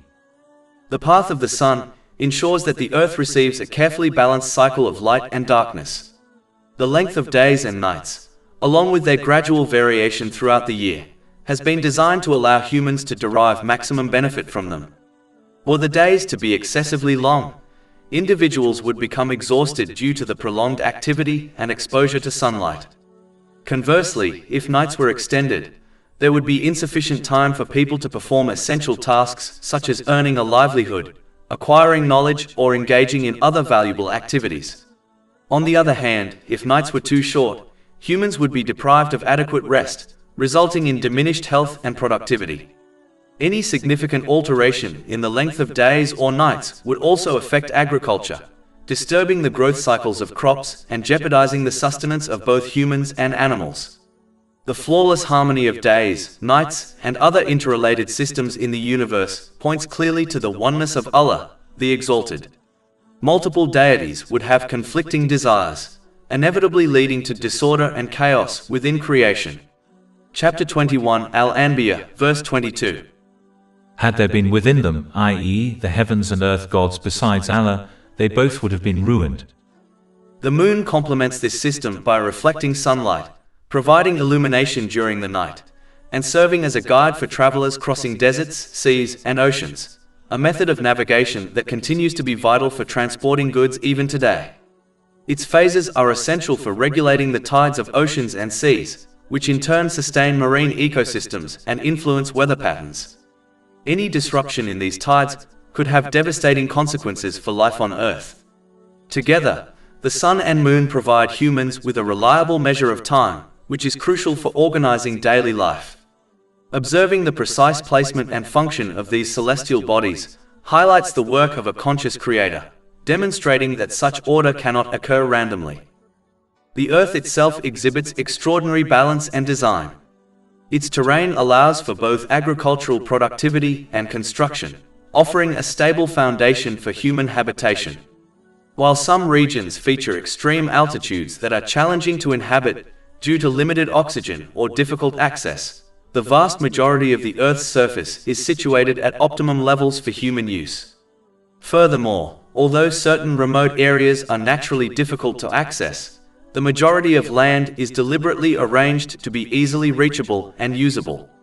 Essential resources necessary for human survival are distributed in a way that reflects their importance. The more vital a resource, the more accessible it is. This careful arrangement of the Earth and its resources is far too precise to be accidental, clearly indicating the presence of a creator. The water cycle exemplifies this divine balance. Water evaporates from oceans, rises to form clouds, and condenses into rain, which often falls as slightly acidic precipitation. The mountains act as natural filters, neutralizing the acidity so that both humans and animals can utilize the water safely. Any disruption in this system would lead to catastrophic consequences. The salinity of the seas ensures that decomposing organisms do not contaminate marine life, while simultaneously allowing ships to navigate the waters safely. This delicate balance enables both sea life to thrive and maritime transport to continue, a perfect system that even today remains the primary method for transporting goods across the globe. Rainfall is also meticulously regulated. Too little rain results in drought and famine, while excessive rain causes flooding. Chapter 23 Al-Mu'minun, verse 18. And we have sent down rain from the sky in a measured amount and settled it in the earth. And indeed, we are able to take it away. The winds too serve multiple essential functions. They facilitate the pollination of crops, plants, and trees, ensuring the reproduction and sustainability of plant life. Historically, they were indispensable for sea travel, which continues to be a critical means of global trade. Winds also distribute rainfall by moving clouds to areas where water is needed, sustaining ecosystems and human life. Any imbalance in this system Either a lack of wind or excessive wind would lead to chaos, demonstrating the precision of Allah the Exalted in regulating natural forces. The design of living creatures further confirms this balance and planning. Evolution, being a process of mutation, is inherently imperfect. Yet, when one examines the countless species on Earth, it is evident that they are perfectly suited for the environments they inhabit. Camels, for example, are designed to endure extreme desert heat and survive long periods without water. Chapter 88 Al-Ghashiyah, verse 17. Then do they not look at the camels, how they are created? Goats, likewise, are created with a natural system that separates impurities from their milk, ensuring it is safe for consumption. Chapter 16 An-Nahl, verse 66. And indeed for you in grazing livestock is a lesson. We give you drink from what is in their bellies, between excretion and blood, pure milk palatable to drinkers. Each species has a lifespan and reproductive capacity, specifically calibrated to maintain ecological balance. For instance, flies live only 3 to 4 weeks but produce hundreds of eggs, preventing their extinction while also avoiding overpopulation. Other long-lived creatures reproduce sparingly to maintain population equilibrium. Such precision could not occur by accident, nor can it be fully explained by random evolutionary processes. Those who contemplate the flawless balance and intricate design of the sun, moon, earth, water cycle, winds, and living creatures cannot logically deny the existence of a single all-powerful creator who oversees and controls all things. Chapter 41 Fussilat, verse 53. We will show them our signs in the horizons and within themselves, until it becomes clear to them that it is the truth. Together, these two realms, the internal reflection upon the self and experiences, and the observation of the external world, converge to reveal undeniable signs of the truth of Islam. They show that life is purposeful, creation is intentional, and guidance is divine. The verse emphasizes that such reflection is not a mere intellectual exercise. It is meant to lead to recognition, belief, and sincere obedience to Allah the Exalted. As these signs become apparent in the horizons of the universe and within the horizons of the self, the truth of Allah's oneness, wisdom, and guidance becomes evident, guiding the heart towards faith and aligning actions with the divine purpose. In conclusion, Islam encapsulates a holistic approach to understanding the truth. The human being is called to reflect on personal experiences, historical lessons, the lives of others, and the intricate balance of creation. Through these signs, Allah the Exalted provides a path to certainty and understanding, revealing His truth in ways that are accessible to all who observe attentively and contemplate sincerely. This verse affirms that both internal reflection and external observation are essential tools for recognizing the truth and fulfilling one's purpose in life, ultimately leading to awareness, submission, and peace in this world and the next, through obtaining a balanced mental and physical state, and through correctly placing everything and everyone within their life. Whether a person chooses to reflect on the creation, the events of history, the lives of others, or the workings of their own soul with sincerity and an open mind, or whether they turn away in heedlessness, the ultimate reality remains unchanged. Allah the Exalted is fully aware of all things. He witnesses every intention harbored in the heart, every word spoken, and every action carried out. Nothing escapes His knowledge, whether hidden or apparent, mundane or significant. This comprehensive witnessing encompasses both the inner and outer realms of existence, reminding human beings that accountability is not limited to visible deeds alone, but extends to every thought and desire. Chapter 41 Fussilat, verse 53. But is it not sufficient concerning your Lord that He is, over all things, a witness? While reflection provides guidance, clarity, and the opportunity for conscious obedience, accountability does not rely on human awareness or insight. The mere fact that Allah, the Exalted, is a witness over all things ensures that every person's choices carry consequences, whether they acknowledge His signs or ignore them. Not only does Allah, the Exalted, possess the knowledge to hold people accountable, but He also possesses the power to resurrect them and subject them to their accountability. Chapter 41 Fussilat, verse 54. Unquestionably, they are in doubt about the meeting with their Lord. Rejecting the possibility of resurrection on the Day of Judgment is an extraordinary position, especially when the natural world repeatedly displays patterns that mirror resurrection. Allah the Exalted brings lifeless earth back to vitality through rainfall, transforming barren soil into fertile ground and causing dormant seeds to burst forth with life. If a dead seed can emerge from the earth renewed, then reviving the human being who is likewise placed into the ground is no more difficult for the one who created both. The cycle of the seasons offers another unmistakable sign. In winter, trees appear lifeless as their leaves fall away, yet with the arrival of spring, they return to full bloom. Even within the human body, a continuous process of renewal unfolds. Countless cells die and are replaced every moment. The daily rhythm of sleep and wakefulness also reflects this truth. Sleep resembles a minor death, for the sleeper's awareness is suspended. Allah, the Exalted, then restores life by returning the soul to the body for those destined to continue living. Chapter 39 Az-Zumar, verse 42. Allah takes the souls at the time of their death, and those that do not die He takes during their sleep. Then He keeps those for which He has decreed death, and releases the others for a specified term. Indeed, in that are signs for a people who give thought. Beyond these signs, the Day of Judgment is a necessity. The universe is built upon balance. The Earth orbits the Sun at a precise distance that allows life to exist. A slight shift would render the planet uninhabitable. The water cycle operates with perfect regularity, ensuring that rain continues to sustain life. The ground is firm enough to support towering structures, yet soft enough for fragile shoots to break through its surface. These examples reveal not only a creator, but a creator who establishes harmony. Yet human actions remain visibly unbalanced. Oppressors often escape justice in this world, while the oppressed endure hardship without receiving their due compensation.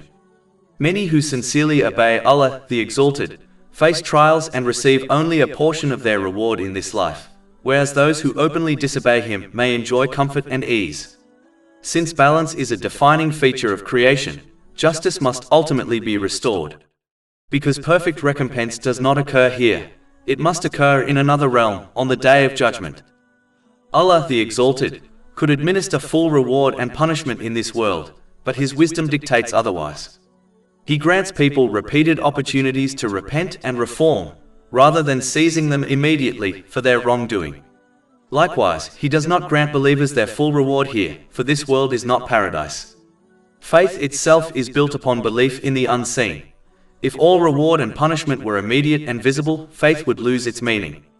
The unseen reward of the hereafter is what gives faith its depth and sincerity. Fear of ultimate accountability and hope for eternal reward motivate a person to avoid sin and pursue righteous deeds.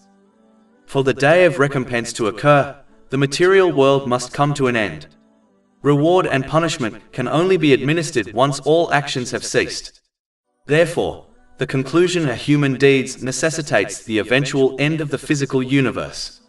Chapter 45 Al-Jatiyah, verse 22. For Allah created the heavens and the earth for a purpose, so that every soul may be paid back for what it has committed, and none will be wronged. And chapter 41 Fussilat, verse 54. Unquestionably He is of all things encompassing. Reflecting on these realities strengthens one's conviction in the Day of Judgment. This renewed certainty encourages a person to prepare for it by using their blessings correctly, in accordance with the Holy Quran and the traditions of the Holy Prophet Muhammad, peace and blessings be upon him. For this reason, a person must accept and live by Islamic teachings for their own benefit, even when those teachings clash with personal desires, ambitions, or comfort. This approach resembles that of a sensible patient who follows the instructions of a skilled doctor, despite being prescribed bitter medicine or a demanding treatment plan. Although the process may be uncomfortable, the patient understands that the doctor's guidance is based on knowledge they themselves do not possess, and that obedience to this guidance is the only path to genuine recovery. In the same way, the individual who submits to Islamic teachings will attain true well-being, stability, and inner harmony. This is because only Allah, the Exalted, possesses complete and perfect knowledge of the human being, both outwardly and inwardly. He alone knows what is required for a person to achieve a sound mental and physical state, and to correctly organize every aspect of life, including responsibilities, relationships, goals, and priorities. Human societies, despite vast research and continuous study, will always remain limited in their understanding. Their conclusions are shaped by restricted experience, incomplete data, short-term perspectives, and unavoidable bias. As a result, their advice cannot resolve every problem, prevent every form of emotional distress, or guide a person to consistently place everything and everyone in their proper position. No matter how advanced human knowledge becomes, it will never be comprehensive enough to fully understand the complexity of the human condition. By contrast, the knowledge of Allah, the Exalted, is absolute, timeless, and free from error. Out of His mercy, He has granted this perfect guidance to humanity through the Holy Quran and the traditions of the Holy Prophet Muhammad, peace and blessings be upon him. The truth of this guidance becomes evident when one observes the difference between those who use the blessings they have been given in accordance with Islamic teachings and those who do not. The former, even when tested with hardship, often display clarity, restraint, and inner peace, while the latter frequently experience confusion, imbalance, and persistent anxiety, even if they appear outwardly successful or comfortable. It is also worth reflecting on how people naturally behave in worldly matters. Most patients accept medical advice without fully understanding the scientific mechanisms behind their treatment. They trust the doctor's expertise and act accordingly, knowing that refusal would likely worsen their condition. Allah, the Exalted, however, does not require people to accept Islam in this manner. Rather than demanding blind obedience, He invites reflection, reasoning, and thoughtful consideration. He wants people to recognize the truth and benefit of Islamic teachings through clear evidence and lived experience. This invitation, however, requires sincerity, intellectual honesty, and an open mind when approaching divine guidance. Chapter 12, Yusuf, verse 108. Say, this is my way, I invite to Allah with insight, I and those who follow me. Moreover, it must be understood that Allah, the Exalted, alone controls the spiritual hearts of people, which are the true source of peace, contentment, and emotional balance. No material success, ideology, or human system can grant tranquility to the heart independently of Him. Chapter 53 and Name, verse 43. And that it is He who makes one laugh and weep. It therefore becomes evident that Allah, the Exalted, grants peace of mind only to those who use the blessings He has bestowed upon them in the correct manner, as outlined in Islamic teachings. Genuine tranquility is not achieved through wealth, status, or indulgence in desire, but through alignment with divine guidance. Those who live by this guidance are granted a depth of peace that cannot be replicated by any worldly means. Chapter 16 and Nahl, verse 97. Whoever does righteousness, whether male or female, while he is a believer, we will surely cause him to live a good life, and we will surely give them their reward in the hereafter according to the best of what they used to do. All praise is due to Allah, Lord of the worlds, and may peace and blessings be upon His final messenger, Muhammad, his noble family and companions.